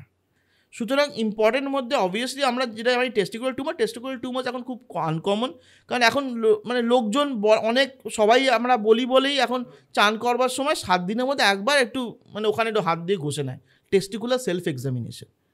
সেটা দিয়ে মোটামুটি বোঝা যায় না কোনো শক্ত দানা নেই। কারণ এখনকার দিনে আমি অনেক কম বয়সী ছেলেরা দেখেছি, ডাক্তারবাবু আমি চান করতে গিয়ে দেখেছি একটা ছোট্ট মতো একটা লাম্প আছে, দেখবেন একটু, খুব ভেরি গুড। আমি তখন বলি তুমি তো খুব ভালো ছেলে, মানে ইউ হ্যাভ কাম, হয়তো কিছুই না, হয়তো একটা এপিডাইডিমিসই, ওটা নর্মাল এপিডাইডিমিস একটা থিকেনিং হয়ে আছে, কিন্তু সেটার জন্য তুমি দেখেছো এবং তুমি আমার কাছে এসছো, দ্যাট ইজ ভেরি গুড। মানে এটা সচেতনতা বাড়ছে, এটা নয় যে মানুষ সচেতন নয়, তাই না? সুতরাং টেস্টিকুলার টিউমার, এপিডাইডিমা অর্কাইটিস, আর যেটা বললাম ভ্যারিকোসেল, এছাড়া টেস্টিকুলার টর্শন হয়, এটা একটা সার্জিক্যাল এমার্জেন্সি। এগুলো খুব রেয়ার কজ। ধরুন সকালবেলা ভোরবেলা উঠে হঠাৎ মানে সাংঘাতিক ব্যথা, বমি, কিছুতেই ব্যথা কমছে না, এবং যখন যারা এমার্জেন্সিতে গেল তখন হাত দিয়ে দেখা যায় টেস্টিসটা ঘুরে আছে, আর্জেন্ট সার্জারি লাগে। এগুলো হচ্ছে টেস্টিকুলার ডিফারেন্ট, সেটা আপনারা ঠিক করে দেন অপারেশন করে, অকিডোপেক্সি বলা হয়। এবং অনেক ক্ষেত্রে কিন্তু পেশেন্টরা লুকিয়ে যান, দেখাতে চান না, প্রাইভেট অর্গানস প্রাইভেটই থাক, কিন্তু করতে করতে গিয়ে তখন টেস্টিসটাই গ্যাংগ্রিন হয়ে যায়, কালো হয়ে যায়, এবং সেটা ঘুরছে তো, ঘুরলে কি ভাস্কুলার সাপ্লাইটা কেটে যাচ্ছে, বুঝতে পারছি? এটা কিছু বলকে আপনি যদি ঘোরাতে কি ভাস্কুলার সাপ্লাই করে কালো হয়ে গিয়ে একটা শুকিয়ে যাচ্ছে, তখন অকিডেক্টমি করতে হয়। This are to be known, মানে এই হতে পারে। এখন এইসব ভাবলে আমরা দুজনেই হয়তো প্যান্টে হাত দিয়ে বসে থাকবো, ব্যথা করছে, করছে, কিন্তু আমাদের জানা উচিত যেগুলো হতে পারে, আমারও হলেও হতে পারে, সেই জন্য আমি সচেতন থাকবো। আর পেনিসে ইডি বা এইগুলো ছাড়া আর কিছু প্রবলেম হয়? হ্যাঁ, সার্কামসিশন খুব ইম্পর্টেন্ট, ফাইমোসিস, আচ্ছা, সেটা কি? ব্যালেনোপস্থেইটিস, এগুলো হচ্ছে গিয়ে খুব ইম্পর্টেন্ট, যেটা বলতে পারেন খুব common cause of erectile dysfunction. এটা কিন্তু ইরেকটাইল ডিসফাংশন নিয়ে আজকাল দিনে অনেক কম বয়সী ছেলেরা আসে। আগেকার দিনে কী হতো, আগেকার দিনে বাবারাই বলতো তোমার চামড়াটা টাইট আছে, মানে যা একদম রিচুয়াল সার্কামসিশন হয়ে গেল, তাদের ক্ষেত্রে আমি বলছি না, যাদের ফোরস্কিন ইনট্যাক্ট আছে বাবারাই বলতো যে না তুই বাবু একটু মালিশ করে নে, একটু জল দিয়ে, একটু সাবান জল দিয়ে একটু ধুয়ে নে, ছেলেরা কথা শুনতো। এখনকার দিনে ছেলেরা তো বাবার কথা শুনে না, তারা ওই আমার ওটা আছে, ওটা আমি থাক। এবার তার তখন মনে হচ্ছে যখন সে গার্লফ্রেন্ডের সাথে সেক্স করতে যাচ্ছে, ওই সময় মনে হলো যে আমার পেনিসের ওই চামড়া তো টানা যাচ্ছে না। গার্লফ্রেন্ড তো বলছে কী হলো তোমার, বলে আমার তো মেশিনের সামনে যে পোর্শনটা আর কিছু করছে না, টানছি মানে সেক্স যেটা প্লেজার তখন সেটা পেন হয়ে যাচ্ছে। তখন সে ছুটে আসে ডাক্তারবাবুর কাছে, ডাক্তারবাবু এটা কী হলো, আমি তো বুঝতে পারি, তোমার তো এটা আমাদের আগে থেকেই ছিল, তোমার যে চামড়া যে খোলে না সেটা তোমার আগে থেকেই বোঝা উচিত ছিল। ফোরস্কিন আছে, খুলে সেটাকে পরিষ্কার করতে হবে এবং সেটাকে কেয়ার নিতে হবে। সেই জন্য বিভিন্ন রকমের গ্ল্যান্স পেনিস, তার ইনফেকশন, ফোরস্কিনে ইনফেকশন, মেলানোপস্থেটিস খুব কমন, ডায়াবেটিক পেশেন্টদের হোক, এসটিডি যাদের হয়েছে তাদের হোক। সুতরাং এই জিনিসটা বোঝে যখন আমি সেক্স করতে যাচ্ছি গার্লফ্রেন্ডের সাথে, তখন গার্লফ্রেন্ড যখন গালি দিল তখন আমি ডাক্তারের কাছে গেলাম, সেটা আগে থেকেই আমার বোঝা উচিত। আমার যদি ইনট্যাক্ট ফোরস্কিন থাকে, রোজ সকালে যেমন আমি দাঁত মাজছি তখন চুট করে আমি ওই জায়গাটা টেনে জল দিয়ে ধুয়ে ব্যাক করছি। ব্যাক আপ অনেকে করে না, প্যারাফাইমোসিস হয়ে যায়। প্যারাফাইমোসিস মানে টাইট ফোরস্কিন, অনেক কষ্টে টেনে টুনে মানে গার্লফ্রেন্ডও চড়চাপড় মেরে, আমিও চড়চাপড় মেরেও টানলাম, টেনে সেক্স করলাম, এবার তখন হাঁপিয়ে গেছি, ঘুমিয়ে পড়েছি, খেয়াল নেই, এবার যে রিং ফর্ম হয়ে গেছে সেটা গিয়ে ফুলে যাচ্ছে, প্যারাফাইমোসিস। অনেক পেশেন্টরা এসে 2 দিন পরে 3 দিন পরে, ডাক্তারবাবু আমার মনে হয় কোনো একটা ওই আরশোলা কামড়েছে বা মশা কামড়েছে। তুমি কি পাগল হয়েছে, তুমি তো সেক্স করতে গিয়ে হয়েছে। না ডাক্তারবাবু, তোমার সেক্স করতে গিয়ে হয়েছে। হ্যাঁ ডাক্তারবাবু। মানে এখানে বিভিন্ন এই গল্পের দ্বারা বলা যে এই প্রবলেমগুলো হতে পারে, পেনাইল কন্ডিশনস। এছাড়া পেনাইল ক্যান্সার যাদের সার্কামসাইজ নয়, তারা ওই যারা ফোরস্কিনগুলো কেয়ার করেন না, তাদেরও পেনাইল ক্যান্সার হয়, এখনও হয়, বাট দিস আর রেয়ার। আপনি শুরুতে একটা জিনিস বলেছিলেন, আমি ওই কথাটা তুলেছিলাম, পজিশন, সেক্স পজিশন। আপনি 3টে বা 4টে যাই হোক মোস্ট ডেঞ্জারাস সেক্স পজিশনের কথা বলুন। না মোস্ট ডেঞ্জারাস, দেখুন সেটা হচ্ছে গিয়ে মানে ভুল কিছু হয়ে যেতে পারে ঠিকঠাক ভাবে না। এটা হচ্ছে আপনি যেটা আপনি মেনশন করার চেষ্টা করছেন, এটা হচ্ছে পেনাইল ফ্র্যাকচার।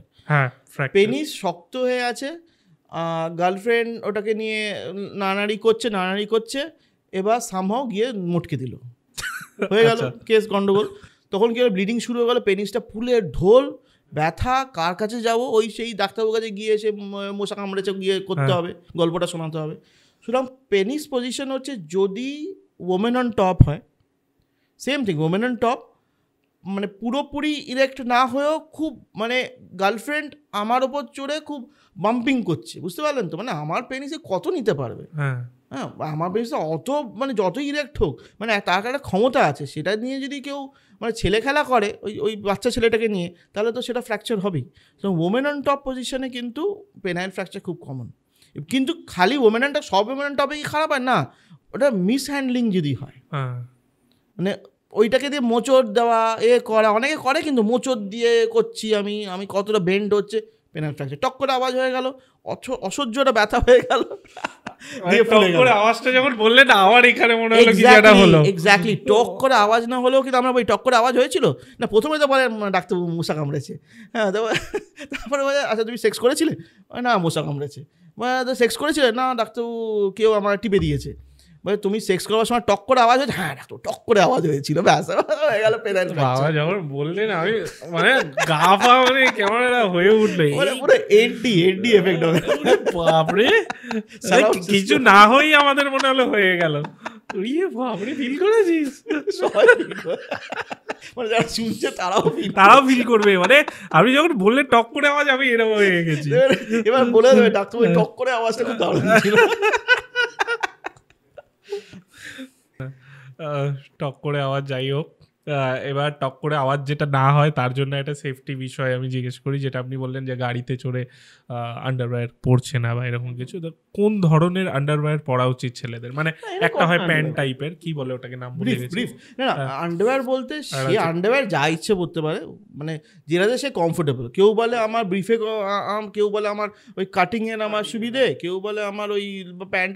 দেখুন ব্যাপারটা যে একটা কম্প্রেশন আন্ডারওয়্যার পরতে হবে, সেটা কটন হবে, ওই স্প্যান্ডেজ পরে কোনো লাভ নেই, ওরা দেখতেই মনে হয় যে ওই লম্বা হয়ে আছে। অনেকে বলে যে আমার জিন্সের মধ্যেও দেখতে হবে ওটা ফুলে আছে, সেই জন্য স্প্যান্ডেক্স পরবো, তার মধ্যে 3টে কভারিং আছে, সব পরে কিছু লাভ হয় না। আলটিমেটলি মানে বেডে কি পারফর্ম করছে সেই জন্যই গার্লফ্রেন্ড আসে, স্প্যান্ডেক্স থেকে তো আসে না।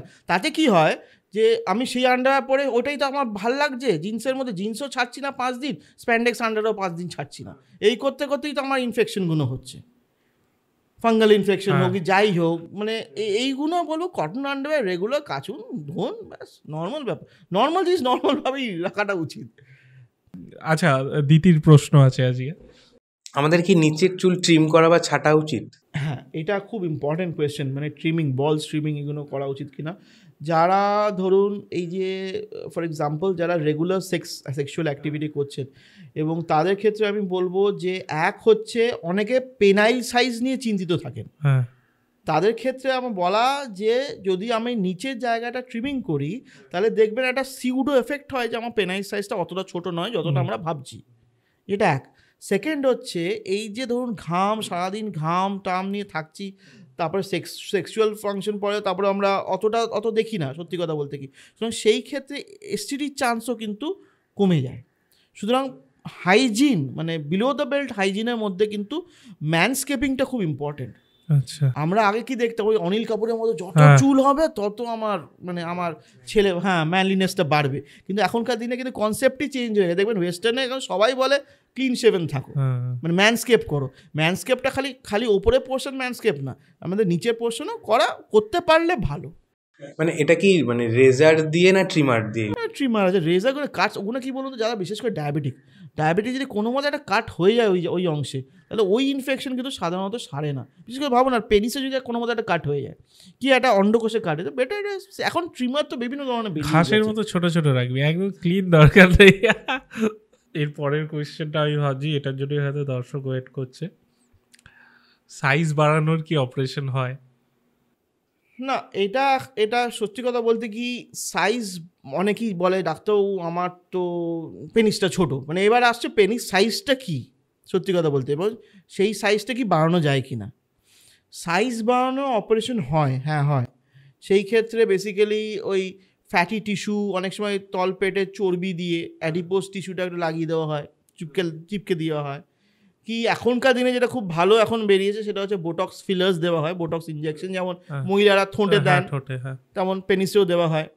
বা যেটা বেসিক্যালি সায়েন্টিফিক্যালি প্রুভেন সেটা হচ্ছে পি শট, কিছুটা সায়েন্টিফিক্যালি প্রুভেন, সেটা হচ্ছে মানে সেই ছেলেরই প্লেটলেট মানে ব্লাডটা নিয়ে গিয়ে সেন্ট্রিফিউজ করে ওখানে ইনজেকশন দেওয়া। আচ্ছা, কিন্তু সত্যি কথা বলতে কি আপনাকে সেটা লাগবে, সেটাই হচ্ছে খুব ইম্পর্টেন্ট কোয়েশ্চেন। যদি কারো ইরেক্ট পেনিস সাইজ অ্যাডিকুয়েট থাকে, এখন কেউ বলতে পারে আমার অ্যাডিকুয়েট পেনিস সাইজ কী, আমি তো ওই ইউনিভার্সিটি ফিল্মে দেখেছি যে ওটা অত বড়, ওটা ঘোড়ার মতো কিন্তু সেটা তো হয় না। আমার ফর এক্সাম্পল আমাদের বাঙালিদের মতো এটা হবেই না।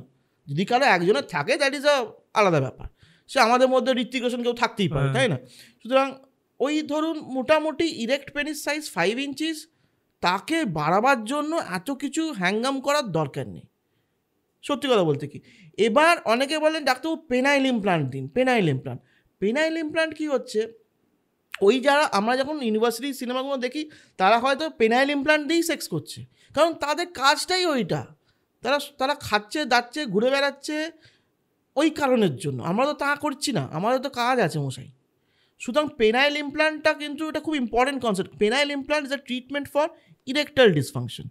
যাদের পেনিস কোনো মতেই উত্থান হচ্ছে না তাদেরকে আমরা দুটো সিলিকন রড বসিয়ে রাখছি, বাট দ্যাট ডাজন্ট মিন যে পেনাইল ইমপ্লান্টকে পেনিসটাকে লম্বা করবে। তাহলে কি সার্জারি বলতে গেলে ওই সেই ফ্যাট ঢোকানো, বোটক্স মারা, কিন্তু সেগুলো কিন্তু তাদের নিজেদেরও সাইড এফেক্ট আছে, এবং বোটক্স আর পিআরপির মানে সাকসেস রেট তেমন কিছু নয়। তাহলে আমরা সব জায়গায় বোটক্স আর এরা আমরা ইউজ করতাম। সুতরাং যদি আপনার সাইজ ইরেক্ট পেনিস সাইজ ঠিক থাকে, যাদের মাইক্রো পেনিস হয় তাদের ডিফারেন্ট ইস্যু। মাইক্রো পেনিসে আবার সার্জারি হয়। মাইক্রো পেনিসের সার্জারিটা কী হয়, ওটাকে পেনাইল লেংথেনিং বলা হয়। পেনাইল গাটকে না, তখন ওখানে ওই যেখানে পেনিসটা বোনসে গিয়ে লাগছে, পিউবিক বোনে, সেখানে লিগামেন্ট আছে দেখবেন, আর হাত দিয়ে আমরা যদি দেখি ওখানে লিগামেন্টের মধ্যে পাওয়া যায়, সেই লিগামেন্টটা কেটে দেওয়া হয়। তাহলে পেনিসটা যে ভেতরে আছে না একটু সামনে হয়ে যায়, কিন্তু তাতে কি একটা ড্যাং পেনিস হয়ে যায়, সেটা আমার স্টেবিলিটিটা কমে যায়। কি বললাম বুঝতে পারলেন? সুতরাং প্রসিডিওর অনেক আছে, সার্জারি প্রচুর আছে, কিন্তু ওই ডাক্তারবাবু আমার পেনিসটা লম্বা করতে হবে, আপনি আমি ইন্টারনেটে দেখেছি এটা করে দিন, এটা উচিত না। মানে এটা ডাক্তারবাবু যদি মনে করেন না আপনার উচিত, তাহলে আপনি করবেন। আচ্ছা, আর যেটা একটা জিনিস আমি দেখেছি সেটা হচ্ছে কি একটা বাটন ব্যাপার হয় এখন, ওই যেটা বলতে যাচ্ছি রাখে, হ্যাঁ, পেনাইল ইমপ্লান্ট। এখানে আমি একটা গল্প বলছি আপনাকে। এখানে হচ্ছে গিয়ে আমার একজন বেশ বয়স্কই, মানে ওই মারওয়ারি ভদ্রলোক, পয়সা টয়সা আছে, খুব ভালো। তার মানে ওয়াইফও কয়েকদিন আগে মানে যখন এসছে তখন বলেন যে আমার 6 মাস আগে হয়তো মারা গেছেন, আমার জীবন এখন শুরু।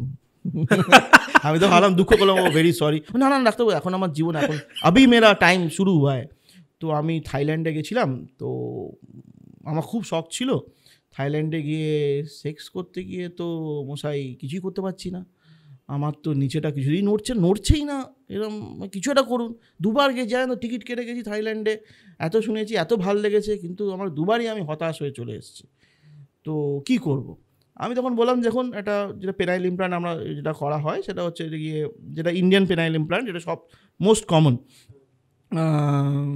সেটা ওই আমরা একটা দুটো রড বসি, যেটা আমি বলছিলাম পেনাইল ইমপ্লান্ট দুটো রড বসি, কিন্তু ওটা ম্যালেবল, মানে ওটা সবসময় থাকবে। ওই যেটা বলছিলাম না, তারা জিন্সের মধ্যে দেখবে যে আমার একটা ফুলে আছে, ওদের জন্য একদম খুব ভালো পেনাইল ইমপ্লান্ট হয়ে থাকলো, জিন্সটাও ফুলে রইলো, সবাই খুশি রইলো, বেডে গিয়েও ফোলা থাকলো, ঠিক আছে, সব কিছু ঠিক আছে। না, সেটা হলে হবে না, আমার চাই, কারণ আমার খুব হাই প্রোফাইল, তো সুতরাং আমি যদি ওটা দেখাই তাহলে আর তাদের মানে আমার লজ্জা হয়ে যাবে, তো কী করি? তখন তো 3 part penile implant, 3 part implant হচ্ছে বাটন।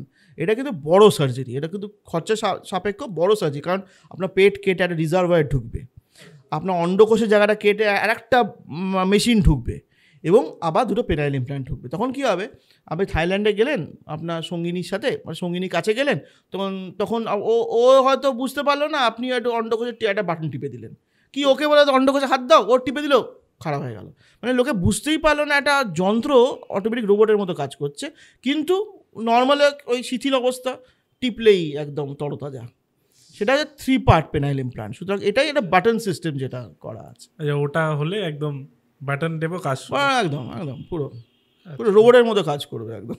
ওটা কি কোনো এরকম ব্যাপার নেই যে না সেমি রিজিড নয়, না না, ওটা নর্মাল থাকবে। মানে সে তো ভাবে ও মানে কি বলবো, জ্যাঠার তো এমনি নর্মালি আছে, আচ্ছা যখন টিপলো তখন তো খুব লম্বা হয়ে গেল, তখন তো মানে ছোটো ভাইয়ের মতো হয়ে যাচ্ছে, মানে এই কনসেপ্টটা জন্য বাটন সিস্টেম। হ্যাঁ, মানে ওটা যতক্ষণ না আবার বাটন টিপবো ততক্ষণ না আবার না, মানে ও নিজেই করবে, কিন্তু নিজেই করবে, যত হয়ে গেল কাজ টাজ হয়ে গেল, 4 স্ট্রোক 5 স্ট্রোক, 1 ঘন্টা 2 ঘন্টা 3 ঘন্টা, সে মহিলা তো হাঁপিয়ে যাচ্ছে, তুমি কি বন্ধ করো, এবার ছাড়ো আমায়, পাচ্ছি না, তখন বাটন টিপলে আবার নেমে গেল। আচ্ছা, আর এই ক্ষেত্রে কি ভেঙে যাওয়ার কোনো কেস নেই? পেনাইল ইমপ্লান্টের রাপচারের আছে, সত্যি কথা বলতে কোম্পানি থেকেই গ্যারান্টি দিয়ে দেয় ওরা, বুঝলি না, আপনার হয় না দাঁত যখন আমরা আরসিডি করি তখন বলে 2 বছর তোমার ঠিক থাকবে, তারপরে আমরা জানবো না, ওরাও বলে দেবে এতগুলো ইউজ আর এত বছর ওইটা তোমার ঠিক থাকবে, তাহলে আমরাই রিপেয়ার করে দেবো, ওটা কোম্পানি থেকে আসে। আর ধরুন হয়ে গেছে, ধরুন 5 বছরের, আমি কথা হ্যাঁ, এগুলো খুব ইম্পর্টেন্ট, এগুলো কিন্তু আবার চেঞ্জ করতে হয়, কারণ একবার যদি আপনি ইউজ করেছেন তাহলে পেনিসটা তো আর ওইভাবে রইলো না, তখন যদি ওই রিজিড ওইগুলো যদি আমরা বের করি তখন আর কিছুই থাকবে না, বুঝতে পারেন, মানে সেটা তখন আর কিসমিসও থাকবে না, এমন অবস্থা, তখন আবার লাগাতে হবে। সুতরাং সেরকম মোটিভেটেড মানে পার্সন থাকতে হবে, এবং তার অতটা খরচা করার মানে সেটাও থাকতে হবে না, মানে আমি খালি সেক্সের জন্য এতটা আমি ইনভেস্ট করছি, আমি স্টক মার্কেটে করছি না, আমি পেনিসের ওপর ইনভেস্ট করছি। হ্যাঁ, আমি বলছি ধরুন 5 বছর ওটার গ্যারান্টি বা তারপর আর কাজ করবে না। এবার 5 বছর পর ও যদি বাই চান্স ধর কথার কথা বলছি যে না আমি আর করতে পারবো না, পয়সা করিনি, ভেতরেই থেকে যাবে, কোনো শারীরিক কোনো কষ্ট হবে না। না না, ওগুলো একদম বায়ো কম্প্যাটেবল। আচ্ছা, ওগুলো কোনো মানে করে না, শরীরের সাথে কিছু করে না, মানে না খুললেও অসুবিধা হবে না, খুললেও মরে গেলে ওই পুড়ে ছাই হয়তো ফাটছে, ফাটবে, কি ফাটছে দেখো। এবার একটু সিরিয়াস দিকে আসি। আজকে যখন এই পডকাস্টটা বেরোচ্ছে 1 তারিখ, আজকে HIV নিয়ে আমরা তাহলে কথা বলি। HIV কেন হয় মানুষের? HIV তো ম্যাক্সিমাম সেকশন, দেখুন maximum is STD, sexually transmitted, এবার নিডল স্টিক ইনজুরিজ হতেই পারে, কিন্তু আমার যেটা সব থেকে চিন্তা সেটা হচ্ছে সেক্সুয়ালি ট্রান্সমিটেড ইনফেকশন। আচ্ছা, সেই নিয়ে আমরা সবাই জানি HIV ও STD সেক্সের জন্য হয়, সবাই জানি, সেজন্য কন্ডোম পরা উচিত সেটা নিয়েও সবাই জানি, কিন্তু আমরা অনেকে কন্ডোম পরতে চাই না, এটাই হচ্ছে মুশকিল। বাট আমি এই বললাম নিজের মাল নিজের দায়িত্ব, এখন আমি যাচ্ছি থাইল্যান্ডে, আমার পকেটে কন্ডোম নেই, তার দোষটা তো আমার মশাই, তাই না? সুতরাং এই ক্ষেত্রে বলতে চাই যে এখানে নতুন, দেখুন HIV cannot be cured, it cannot be cured but can be controlled, মানে অ্যান্টি রেট্রোভাইরাল ট্রিটমেন্ট দিয়ে আমাকে সেকেন্ডারি সাইড এফেক্টস, মানে সেকেন্ডারি যে ইনফেকশনসগুলো হতে পারে, আমার যে ইমিউনিটি ডাউন হয়ে আমার অন্য কিছু হতে পারে, সেগুলোকে আমাকে কন্ট্রোল করে রাখছে। বাট HIV কিন্তু যে ভাইরাস এসে গেছে সেটা শরীরের মধ্যে আমার রিজার্ভার হিসেবে থাকছি, যেই ইমিউনিটি কমলো চারা দিয়ে উঠলো, সেই যাতে না হয় তখন আমার অ্যান্টি রেট্রোভাইরাল ট্রিটমেন্ট চলছে। এই ক্ষেত্রে দুটো খুব কমন, মানে দুটো কমন বলবো না, দুটো খুব রিসেন্ট অ্যাডভান্স যেটা বলতে চাই, অনেকে আমরা জানি না, সেটা হচ্ছে ওই আমি একটা গল্প শুনেছিলাম লাস্টবার, মনে আছে যে আমি বা যে একজন পেশেন্ট গেল স্পাতে বলেছিলাম না, স্পাতে কে যায় মাসাজ নিতে আজকে, ঠিক আছে, ইউজ করতে গিয়ে একটা এক্সপায়ারি ডেট কন্ডোম আনন্দে ফেটে গিয়ে কি করব। সে এসেছিল, সে জানে, সে ভদ্রলোক জানেন যে আমাকে পোস্ট এক্সপোজার প্রোফাইল্যাক্সিস নিতে হবে। সুতরাং ভুল হতেই পারে, তাই না, ভুল হতেই পারে, মানুষ মাত্রই ভুল হতে পারে, এবং সেটা তো একটা অ্যাক্সিডেন্ট ছিল, সেই ক্ষেত্রে একটা অ্যাক্সিডেন্ট, মানে সে যে স্পাতে গেছিলো মাসাজ নিতে, মানে সেটা তো মানে খুব ইনোসেন্স, তাই না, হাইট অফ ইনোসেন্স। তারপরে কি হয়েছে সেটা ডিফারেন্ট ইস্যু। সুতরাং যদি মনে হয় যে আপনার একটা মানে পজিটিভ কারোর সাথে আপনার একটা এক্সপোজার হয়েছে, তাহলে 72 ঘন্টার মধ্যে যদি একটা 28 দিনের কোর্স অফ মেডিসিনস নেওয়া হয়, তাহলে কিন্তু দেখা গেছে যে HIV can be controlled at an early stage, যাতে ইনফ্যাক্ট ক্যান বি কিউরড। আচ্ছা, ক্যান বি কিউরড, যাতে 72 ঘন্টার মধ্যে, মানে সেই ভাইরাসটা এখনো আমার ডিএনএর মধ্যে ঢোকেনি, শরীরের যে সেলের ডিএনএর মধ্যে ঢোকেনি, ব্যাস ডিএনএ মধ্যে ঢুকলে রিজার্ভার হয়ে গেলে ব্যাস খেল খতম, বুঝতে পারলেন। আর একটা হচ্ছে প্রি এক্সপোজার প্রোফাইল্যাক্সিস, মানে আমি তো মশাই রকস্টার, আমার প্রত্যেক দিন একটা করে চাই, মানে আমি ভালো রাখতে পারি, কিন্তু আমি তো জানি না কার HIV আছে, কার STD মানে অন্য কিছু আছে, নন গোনোকক্কাল আছে কি গোনোকক্কাল STD আছে, তাহলে আমি কি করব? তাহলে তাকে প্রি এক্সপোজার প্রোফাইল্যাক্সিস নিতে হবে, সেটা একটা ট্রিটমেন্ট রেজিম হয়, বিশেষ করে ওই হয় না, মানে আমার এখন শীতকাল, আজকে আমি প্রত্যেক দিন করবো, আচ্ছা গরমকালে গিয়ে তো আমি অতদিন করবো না, ওই পিরিয়ডিক মানে প্রি এক্সপোজার প্রোফাইল্যাক্সিস নেওয়া যায়। সুতরাং নিজেকে মানে সবসময় যে হয়ে গেল মশাই কি হবে আর আমার জীবন শেষ, তাহলে নয়। এখন মানে আমাদের সায়েন্টিফিক মানে এত কিছু মেডিসিনের এত কিছু আছে, যেটার জন্য আপনি মানে সবাই যদি জানে, তাহলে they can get the better use of it.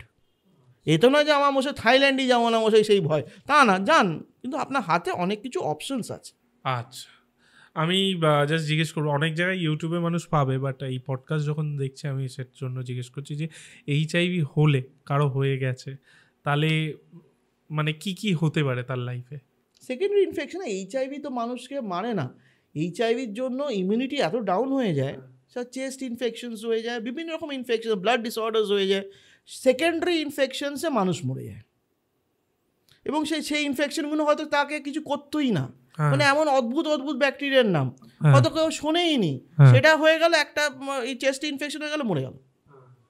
HIV মানুষকে মারে না, কিন্তু HIV মানুষকে এতটা ইমিউনিটি ডাউন করে দেয়, যে কোনো মানে যে মানে মানে এই সামনে কিছু ঘুরে বেড়াচ্ছে, হয়তো কিছুই হতো না, সেটা আমাকে মেরে দিচ্ছে। এই যে পেনিসের কথা আপনি বললেন, পেনিসে কি ক্যান্সার হয় না শুধু বলছে হয়? না, পেনিসে ক্যান্সার হয় তো, যাদের সার্কামসাইজ নয় তাদের, যেটা হয় না, আমরা অনেকে আছে যাদের ওই পেনিসে কোনোদিনও ওই কোনো মতে চেপে চুপে সেক্স হয়ে বাচ্চা হয়ে গেছে, কিন্তু আর ওই হিসু করা অবধি ও ঠিকঠাক আছে, তাই জন্য কেউ টানেই না, এটা হয় একটু বয়সকালে, সে টানেই না। ধরুন সে মাঠে ঘাটে কাজ করছে, এটা খুব মানে লো সোশিও ইকোনমিক স্টেটাতে খুব কমন, মাঠে ঘাটে কাজ করছে, সে চিন্তাই করেনি পেনিসটা একটু গন্ধ বেরোচ্ছে, সে তো সেক্সও করে না, ও ভাবছে একটা পুঁচ টুচ বেরোচ্ছে, ওই করতে করতে করতে করতে একটা ইনফেকশন হয়ে গেছে, সে যখন হলো তখন ফুলে একটা ফুলকপির মতো হয়ে আছে, পেনাইল ইনফেকশন। কিন্তু পেনাইল ক্যান্সার এখন আনকমন, আচ্ছা, তার আগেই আর্লি স্টেজে চলে গেছে, যখন পেনাইল ক্যান্সার ওই পর্যায়ে চলে যায় তখন তো পেনিস বাদ দিতে হবে, একদম পেনিস বাদ দিয়ে দিতে হবে। সুতরাং সেই ক্ষেত্রে বলা উচিত, যদি মনে হয় ফোরস্কিন টেনে কিছু লাল লাল স্পটস অনেক দিন ধরে হচ্ছে, এবং সেটা মেলানোপস্টাইটিস নয়, ইনফেকশন আমি অ্যান্টিবায়োটিক দিয়েও সারাতে পারছি না, তাহলে ওটাকে বায়োপসি করে নেওয়া উচিত। যদি বায়োপসি করে নিয়ে কিছু পাওয়া যায়, তাহলে ওটা গ্লান্স পেনিসকে কিছু অংশ বাদ দিয়ে দিলাম, তাহলে পেনিসটা তো রক্ষা পেল, তাই না? সেটা খুব ইম্পর্টেন্ট। মানে এই পেনাইল হেলথ নিয়েই যে এত কিছু বলা যায়, সিম্পল ব্যাপার। আমি সেই জন্য সবাইকে বলি, ভাই তুমি সকালে দাঁত মাজো, যদি দাঁত না মাজে তাহলে কিছু বলে লাভ নেই, তুমি নোংরাই থাকো ভাই। এবার সে দাঁত মাজে, কিন্তু পেনিসটাকে একটু মাঝামাঝি করো, কিছু করতে হবে না, মাঝামাঝিটা করতে হবে, খালি পেনিসের চামড়া টেনে জল দিয়ে একটু ধুয়ে আবার ব্যাক করে দাও। কারণ কি হয়, সকালবেলা যাদের ফোরস্কিন ইনট্যাক্ট আছে তাদের একটু নাইট ফলস টুকটাক হয়, সত্যি কথা। রাত্রিবেলা সেক্স করলে সবসময় কি আর গিয়ে আর ধোয়াধুয়ি করা যায়, তখন সকালবেলা গিয়ে করবো, তাহলে কি ওই ইনার লাইনিংয়ে ওই যে সেডিমেন্টসগুলো স্মেগমা হয়ে যায়। এই স্মেগমাটাই, যেটা সাদা সাদা বলবেন যে টুথপেস্টের মতো জিনিস, সেটাই কিন্তু ভবিষ্যতে থেকে থেকে থেকে থেকে গুঁড়ো গুঁড়ো হতে হতেই ক্যান্সার সৃষ্টি করে, কারণ এটাতে হিউম্যান প্যাপিলোমা ভাইরাস থাকে। এবং সে খালি নিজের ক্যান্সারটা করছে না, সে আবার সেক্সও করছে, সে ফিমেল পার্টনারকেও সেই প্যাপিলোমা ভাইরাস দিয়ে সার্ভাইকাল ক্যান্সার করছে। আচ্ছা, খুব চাপের বিষয়গুলো, মানে যদি না জানে। মানে সত্যি কথা বলতে ইন্ডিয়ায় এটা একটা সমস্যা আছে, কারণ মানুষ কিন্তু জানেই না, জানে না এবং জানতে পারে না, because it's a taboo, sex is a taboo. কি আর আমরা সেক্স নিয়ে লাফালাফি করছি, তার জন্যই কিন্তু এত সমস্যা। এবার সমস্যা হলে বলতেও পারছে না, সমস্যা হলে বলতে পারছে, কাকে বলবো সেটাও একটা প্রবলেম। কোন ডাক্তার বাবুর কাছে গিয়ে যাবো, কে অ্যান্ড্রোলজিস্ট, কি ব্যাপার সেটাই তো লোকে জানে না। ফিজিশিয়ানের কাছে যায়, আর দেখি সেক্সোলজিস্ট। আমি কাউকে ছোট করছি না, কিন্তু ব্যাপারটা হচ্ছে যে মানে সেক্সোলজিস্টটা কি, সেক্সোলজিস্ট হচ্ছে স্পেশালি দে আর সাইকিয়াট্রিস্ট। তারা হয়তো অ্যান্টি ডিপ্রেসেন্টস দিলেন, তো বুঝলেন যে না ওনার ডিপ্রেশনে চলে যাচ্ছে, তাকে আমরা একটা অ্যান্টি ডিপ্রেসেন্ট দিই। এবার সেইটা যে অ্যান্টি ডিপ্রেসেন্ট খেতে শুরু করলেন, একটা পর একটা চড়তে শুরু করলো, তার সেক্সটা আরও ডাউন হয়ে ঠিক কি কখন আমি ওষুধ খাবো, কোন ওষুধটা খাবো, ভায়াগ্রা নিজেই আমি নিজের বডিতে লাগাবো সেটা করলে তো হবে না। এক্সপার্টের কাছে গিয়ে চিকিৎসা করাটা ভালো। ওটাই, কারণ আচ্ছা সেক্সোলজিস্ট আমি ছোট করছি না, বাট নর্মাল জিজ্ঞেস করছি, তারা কি মানে কোনো ডিগ্রি নেওয়া ডক্টর না? না ম্যাক্সিমাম দেখুন এইটা খুব কন্ট্রোভার্সিয়াল ব্যাপার। আগেকার দিয়ে দেখুন অ্যান্ড্রোলজি ব্যাপার কনসেপ্টটাই এসে কয়েক বছর, তাই না? সুতরাং এই ইউরোলজিস্টরা যে পরে ওনার অ্যান্ড্রোলজিতে এর একটা সাবস্পেশালিটি নিয়ে কতজন জানে, আমার মানে ডাক্তাররাও হয়তো অনেকেই জানেন না, এটাই হচ্ছে ব্যাপার। তো পাবলিক কি জানবে? সুতরাং পাবলিক চলে যায় এমন এমন জায়গায় যেখানে গিয়ে হয়তো দেখুন আমি খারাপ কাউকে বলবো না, তারাও তো চিকিৎসা দিচ্ছে, খারাপ কেউ নয়, কিন্তু আমার একটা খারাপ লাগে এই একটাই ব্যাপারে, সেটা কম বয়সী ছেলেরা তাদেরকে স্টেরয়েড দেওয়া হয়, তাদেরকে টেস্টোস্টেরন দেওয়া হয়, কারণ তারা হয়তো আধা নলেজ দিয়ে ওরা ভাবছে টেস্টোস্টেরন লেভেল কম আছে, তাদের টেস্টোস্টেরন লেভেল সত্যি কম আছে, হয়তো টেস্টোস্টেরন দিয়েও তো তাদের পারফরমেন্সটা ভালো হচ্ছে, কিন্তু তাদের কী প্রবলেম হচ্ছে, বডি আর বলছে ও মা বাইরে থেকে তো জিনিসপত্র আসছেই, তাহলে বডিতে কেন কষ্ট করবো? হয় না, আপনি যদি আপনি রোজ সুইগি থেকে খাবার অর্ডার করেন, বউ দুদিন পরে বলবে কী দরকার, সুইগি থেকে তো আসছি মা। সেম বডি আর টেস্টোস্টেরন তৈরি করেই বন্ধ করে, তৈরি করে যখনই বন্ধ করে দেবে আপনার টেস্টিস থেকে শুক্রাণু বন্ধ হয়ে যাবে।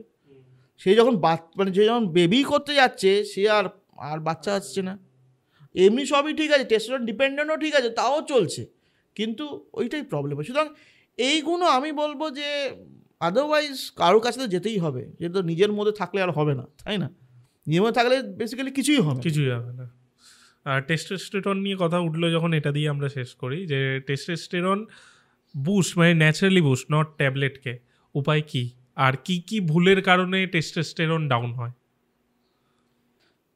বুস্ট বলতে যেগুলো আমরা বুঝি যে আগেবারও আমরা বলেছিলাম ডায়েট, এক্সারসাইজ, মাসেল ট্রেনিং, এগুলো করা হচ্ছে, ভালো ঘুম, এই নিয়ে আমরা আগেবারে মানে ডিসকাস করেছিলাম, সেগুলো নিয়ে বলবো না।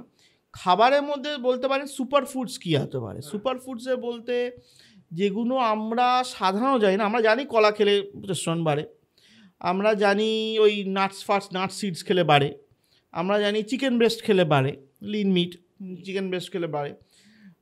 এখন সি ফুড, ওয়েস্টার এগুলো তো বেসিক্যালি আমরা জানি না, তবে হ্যাঁ তেলাপিয়া মাছকে দেখবেন অনেক আজকালকার দিনে বাইরের ওয়েস্টার্ন যারা এইগুলো মাইন্ড পাম্প যেগুলো বড় বড় যেগুলো আছে তারা বলে তেলাপিয়া মাছ খেতে, তাদের টেস্টোস্টেরন লেভেলটা খুব বাড়ে। আজকাল দেখবেন তেলাপিয়া মাছ সহজে পাওয়া যায় না, আগেকার দিনে ঘর মানে নিয়ে বসে থাকতো, মাছি দাঁড়াতো, তেলাপিয়া দিয়ে মাছি দাঁড়াতো, এখন আর তেলাপিয়াই নেই বাজারে। আর একটা খুব ইম্পর্টেন্ট যেটা হচ্ছে গিয়ে চাল কুমড়ো, অ্যাশগট বলা হয়, চাল কুমড়ো যদি রস আমরা করতে পারি দ্যাট ইজ ভেরি গুড। হ্যাঁ, ওটা রস, এটা নয় যে আমরা খেয়ে চাল কুমড়ো দিয়ে সবজি বানাচ্ছি, তা নয়। সেকেন্ড হচ্ছে আর একটা খুব ইম্পর্টেন্ট হচ্ছে কি যে ফেনুগ্রিক সিডস বলা হয় না, এটাতে যখন আমরা খাওয়াই ফেনুগ্রিক সিডস যদি, সেটা কিন্তু আমরা ওই বেসিক্যালি কি মেথি ওটা ভেজে দেখবেন আমাদের ওই এখনও দেখবেন যারা ওই জিম আখড়া টাইপের হয়, যারা মানে মাসলম্যান হয়, তারা কিন্তু ওই মেথির লাড্ডু খায়, বিশেষ করে রাজস্থান আর এখানে খুব কমন মেথির লাড্ডু খাওয়া, এটাও কিন্তু টেস্টোস্টেরনকে খুব ভালোভাবে বুস্ট করে। সো এই কিছু যদি আমরা টুকটাক করি, এছাড়া বাকি খাদ্য তো আমরা মানে ইউটিউবে সবাই জেনেই গেছি, তাই না? আর রিগার্ডিং কি ভুলের জন্য আমাদের টেস্টোস্টেরন লস হয়, ভুল বলতে এক হচ্ছে গিয়ে কম বয়সী ছেলেরা টেস্টোস্টেরন শট নিয়ে নিচ্ছে। ওভার মাস্টারবেশনও কি কারণ? হ্যাঁ, এবার এখানে আমি বলতে চাই যে ম্যাস্টারবেশন যখন একটা হ্যাবিট পর্যায়ে চলে যায় না, সে তো আর জিনিসটা ওর কাছে আলাদা বলে কিছু জিনিস নেই, ওর কাছে জীবনটাই ম্যাস্টারবেশন। সকালে উঠেও ম্যাস্টারবেশন, ও বাসে চলছে তখন লুকিয়ে লুকিয়ে একটু ভিডিও দেখছে, অফিসে গিয়েও একটু ভিডিও দেখে নিচ্ছে ছোটো করে বাথরুমে গিয়ে, বাড়িতে এসে সারাদিনই ভিডিও দেখছে। তাহলে তার মানে কি, তার সে আর জীবন মানে সে বডিও বুঝে গেছে যে ও আর জীবনে কিছু করার নেই। ও আমরা কি টেস্টোস্টেরনটা কেন দিয়েছে মানে আমাদের মানুষদের ভগবান, যে আমাদের একটু শোল্ডারটা চওড়া হবে, একটু মাসল হবে, হ্যাঁ, একটু আমরা সাঁতার কাটতে পারবো, আমরা যুদ্ধ করতে পারবো, বেসিক্যালি যুদ্ধ করতে পারবো। যুদ্ধ তো কি আমরা এখন মানে স্বামী স্ত্রী যুদ্ধ হচ্ছে, তাই না? এছাড়া যুদ্ধ আর কী হয়? তাহলে যদি এক্সারসাইজ করছি না, আমরা হাঁটাহাঁটি করছি না বেশি কিছু, ওই মানে খাওয়া দাওয়া জাঙ্ক ফুড ঠিকঠাক খাচ্ছি না, তো ওই পর্ন ইউনিভার্সিটি ছবিটি দেখে যায়, তাহলে আমাদের বা নেটফ্লিক্সই ওটিটি দেখছি, সবসময় পর্ন ইউনিভার্সিটি দেখছিও না, নেটফ্লিক্সই ওটিটি, তাহলে আমার বডি বলে না ছেড়ে দে ভাই, আবার তৈরি করে লাভ নেই, ও আর গেছে। এই করতে করতেই বেসিক্যালি টেস্টোস্টেরন লেভেলটা কমে। আচ্ছা, আমি জাস্ট একটা কথা বলেই নিয়ে, ধরুন কেউ মানে এত ওয়ার্ক মানে বাড়িতে রয়েছে, ধরুন ওয়ার্ক ফ্রম হোম করছে, বাড়িতে বসে রয়েছে, বসেই কাজ করছে, ধরুন ডেইলি কেউ যদি মিনিমাম ছাদে, এখন তো আর ওই মাঠঘাট তো পাওয়া খুবই ডিফিকাল্ট, ছাদে মিনিমাম ধরুন আধ ঘন্টা হাঁটছে, সেক্ষেত্রেও কি হতে পারে? হেঁটে টেস্টোস্টেরন সত্যি কথা বলতে কি আলটিমেট আনলেস কেউ ফ্যাট লস করে টেস্টোস্টেরনটা বাড়াচ্ছে, সেটা লাভ নেই, ওটা body weight exercise, body weight exercise. সবসময় জিমে যেতে তার তো কোনো মানে নেই, বডি ওয়েট এক্সারসাইজ করলেই লাভ আছে, আধ ঘন্টাই হোক না, আধ ঘন্টাই যথেষ্ট। ট্রেডমিলে দৌড়ে কিছু লাভ নেই, ট্রেডমিলে দৌড়ে না ওই হাঁটুর ক্ষয় ছাড়া আমার যেটা মনে হয়, খুব ভালো কোয়ালিটি ভালো জিমের ট্রেডমিল সেটা আলাদা ব্যাপার না, একদম প্যাডেড শুজ পরে কেউ দৌড়াচ্ছে আলাদা, ম্যাক্সিমাম হাঁটু ক্ষয় ছাড়া ট্রেডমিলে কিছু হয় না। সুতরাং যদি দৌড়াতেই হয় মাঠে, এখনও আমাদের মাঠঘাট আছে, দৌড়ে নিলেন, একটু বডি ওয়েট এক্সারসাইজ করে নিলেন, এনাফ। আর এই মাস্টারবেশন আর সেক্স নিয়ে একটা জিনিস বলি, রেগুলার কেউ মাস্টারবেট করছে আর রেগুলার কেউ সেক্স করছে, এর মধ্যে কি তফাৎ আছে? নিশ্চয়ই, এটার তো অবভিয়াসলি তফাৎ আছে। সেক্স তো মানুষকে তো অর্গ্যান দেওয়া হয়েছে নট অনলি ফর প্রোক্রিয়েশন মানে বাচ্চা হওয়ার জন্য নয়, অলসো টু এনজয় সেক্স। এবার enjoy sex with a partner, সেই জন্যই তো মহিলা মানুষ এত কিছু ব্যাপার। এবং এখন বলতে পারেন যার কিছু নেই তার সে কী করবে। এখন আমি সেই জন্য এটাকে খুব কন্ট্রোভার্সিয়াল ব্যাপার, এবং অনেকেই হয়তো বলবেন যে না ডাক্তারবাবু আপনি যে ম্যাস্টারবেশন নিয়ে বলছেন, আপনি পেশেন্টদের বলছেন করতে, এটা উচিত হচ্ছে না। মেবি টু সাম এক্সটেন্ট উচিত হচ্ছে না, কিন্তু সত্যি কথা বলতে কি ওই যে বললাম না, যারা সারাদিন খেটে খুঁটে ওই একটা 20,000 টাকা 30,000 টাকা মাইনের চাকরি, রাত্রিবেলা এসে কিছু করার নেই, তার পক্ষে এই নো ফ্যাপটা ইজ নট পসিবল। সে তাদেরকে বলা হয় তুমি অন্যদিকে ফোকাস করো, সপ্তাহে একদিন করে তুমি ওকে মেক টাইম আউট করে করো, নিজের মি টাইম রাখো, কিন্তু বাকিটা ওই যে রোজ এসে আমি পানি দেখবো সেটা উচিত নয়। না, আমি এটাকে বাদ দিয়েই বলছি, ধরুন যাদের নেই পার্টনার সেটা আলাদা ব্যাপার, কিন্তু পার্টনার আছে, হ্যাঁ পার্টনার আছে কিন্তু ম্যাস্টারবেশন করছেন, অবভিয়াসলি সেটা তো ইজি ওয়ে আউট হয়ে যাচ্ছে না। দেখুন আজকে আমি মেইনলি সেক্স করি কি ম্যাস্টারবেশন করি, I do it for my orgasm.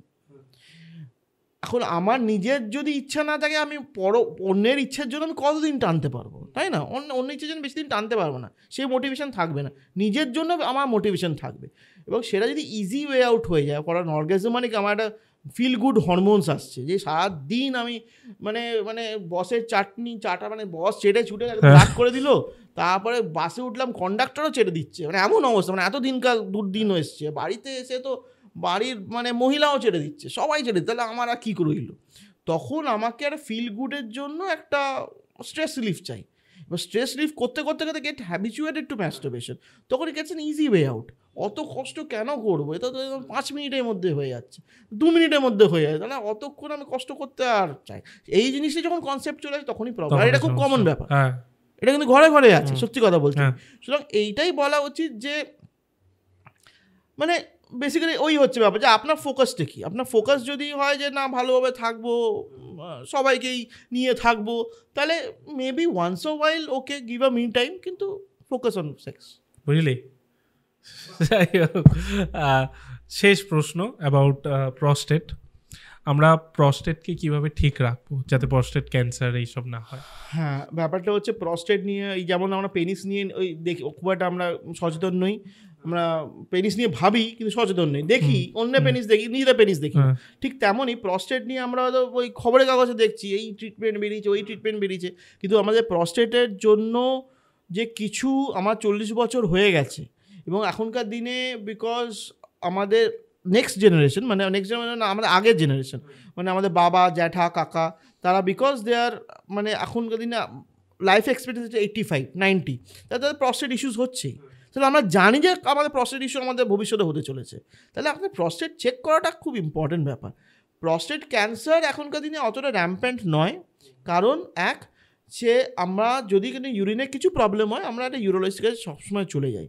সেটাই আমি বলছি, যদি কিছু ইউরিনে ইস্যুস হয় কি নাও হয়, যদি ফ্যামিলি হিস্ট্রিও থাকে, তাহলে 40 বছর হয়ে গেলে একজন একটা প্রস্টেট চেক আপ। এখন তো অনেকে ভাবে ডাক্তারবাবু পেছনে আঙুল দিয়ে কি কোঁচাকুচি করবে, আমি দেখেছি আমার বাবাকে, আমি করতে চাই না। দরকার নেই, আপনি বলবেন আমার দরকার নেই, আমি কেন পিএসএ টেস্ট করবো, একটা আল্ট্রাসাউন্ড করবো, ইউরোফ্লো করবো, কি আর কয়েক টাকার ইনভেস্টিগেশন সব জায়গায় হয়, ঘরে প্রত্যেকটা ল্যাবে হয়, সেদিকে দেখে নিন আপনি ঠিকঠাক আছেন কিনা। অ্যাটলিস্ট ওয়ান্স এ ইয়ার আর twice a year check up রাখুন। ওষুধ খেতে হবে তা তো বলিনি, তাই না, জাস্ট চেক করে রাখুন, এটা খুব ইম্পর্টেন্ট। বিকজ এখন মানে অনেক প্রস্টেটে অনেক সমস্যা বাড়ছে, সুতরাং এটাই হচ্ছে ব্যাপার। আর এতে কি খাওয়া দাওয়ার কোনো ব্যাপার থাকে? খাওয়া দাওয়া তো আছেই। প্রস্টেট মানে ওই দেখবেন প্রস্টেট যারা আমি এটা নিয়ে একটা ভিডিও করেছি আমার এতে চ্যানেলে, সে প্রস্টেট ডায়েট বলে একটা ব্যাপার আছে, খুব তাড়াতাড়ি বলছি প্রস্টেট ডায়েটটা কি। সেটা হচ্ছে গিয়ে আপনি টমেটোটা হয় না, ওটা যদি একটু সেদ্ধ করে ওই ঝোলটা বেরোয়, টমেটো পুরি যেটা মানে ওটাতে যেগুলো মানে যে জিনিসগুলো আছে that is prevents prostate cancer. এটা রসুনটা যদি একদম কাঁচা রসুন মানে রসুনটা আপনি রান্নাঘরে 6 মাস রেখে দিন, তারপরে খান। 6 মাস রেখে হ্যাঁ, শুকনো জিনিসটা খুব ভালো, ঠিক আছে। ওইটা ইনফ্যাক্ট ওই ধরুন আদাটাও খুব ভালো ফর প্রস্টেট। এবং দেখবেন যেগুলো ওই ফুলকপি বাঁধাকপি এইগুলো সবুজ যেগুলো জিনিসগুলো, এবং এছাড়াও হচ্ছে বেদানার রস, এবং অ্যাভয়েড মিট, হ্যাঁ, any form of meat, not lean meat, chicken খেতে বলছি, কিন্তু মানে ওই খাসির মাংস এই জিনিসগুলো যদি অ্যাভয়েড করতে পারেন তাহলে কিন্তু you can keep your prostate very healthy by dietary measures. ছোটবেলায় অনেক খেয়েছি, এখন কমিয়ে দিয়েছি না, এখন অনেস্টলি ছেড়ে দিয়েছি, প্রায় ছাড়িনি, মানে ওই যাই হোক 2 মাসে একবার চিকেনটা চলে, বাট 2 মাসে একবার। আজকের পডকাস্টটা আপনার কেমন লাগলো? খুব ভালো, আশা করি সবাইকার ভালো লেগেছে। এটা একটু অন্যরকম হয়েছে এবং আগেরবার যেটা এক্সপেকটেশন আমরা দিয়েছিলাম, মানে আপনি যখন বলেছিলেন যে না এবার নেক্সট বার আবার আসবো, কত যে এসছিল কমেন্টস এসছিল, তারাও নিশ্চয়ই আশা করি আজকে আমাদের পডকাস্টটা খুশি হবে না, বলবেন আবার থার্ড পার্ট চাই, সেকেন্ড পার্ট চাই।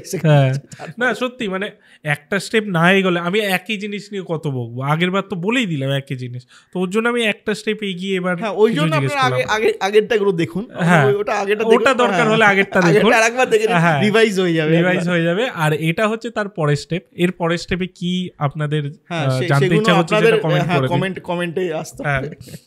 খুবই ভালো লাগলো আবার পডকাস্টটা করে, আপনি সময় দিলেন, থ্যাংক ইউ। আবার আশা করছি দেখা আমাদের হবে, আর এমনি তো ফোনে কথা হয়, সেটা আলাদা ব্যাপার। Thank you.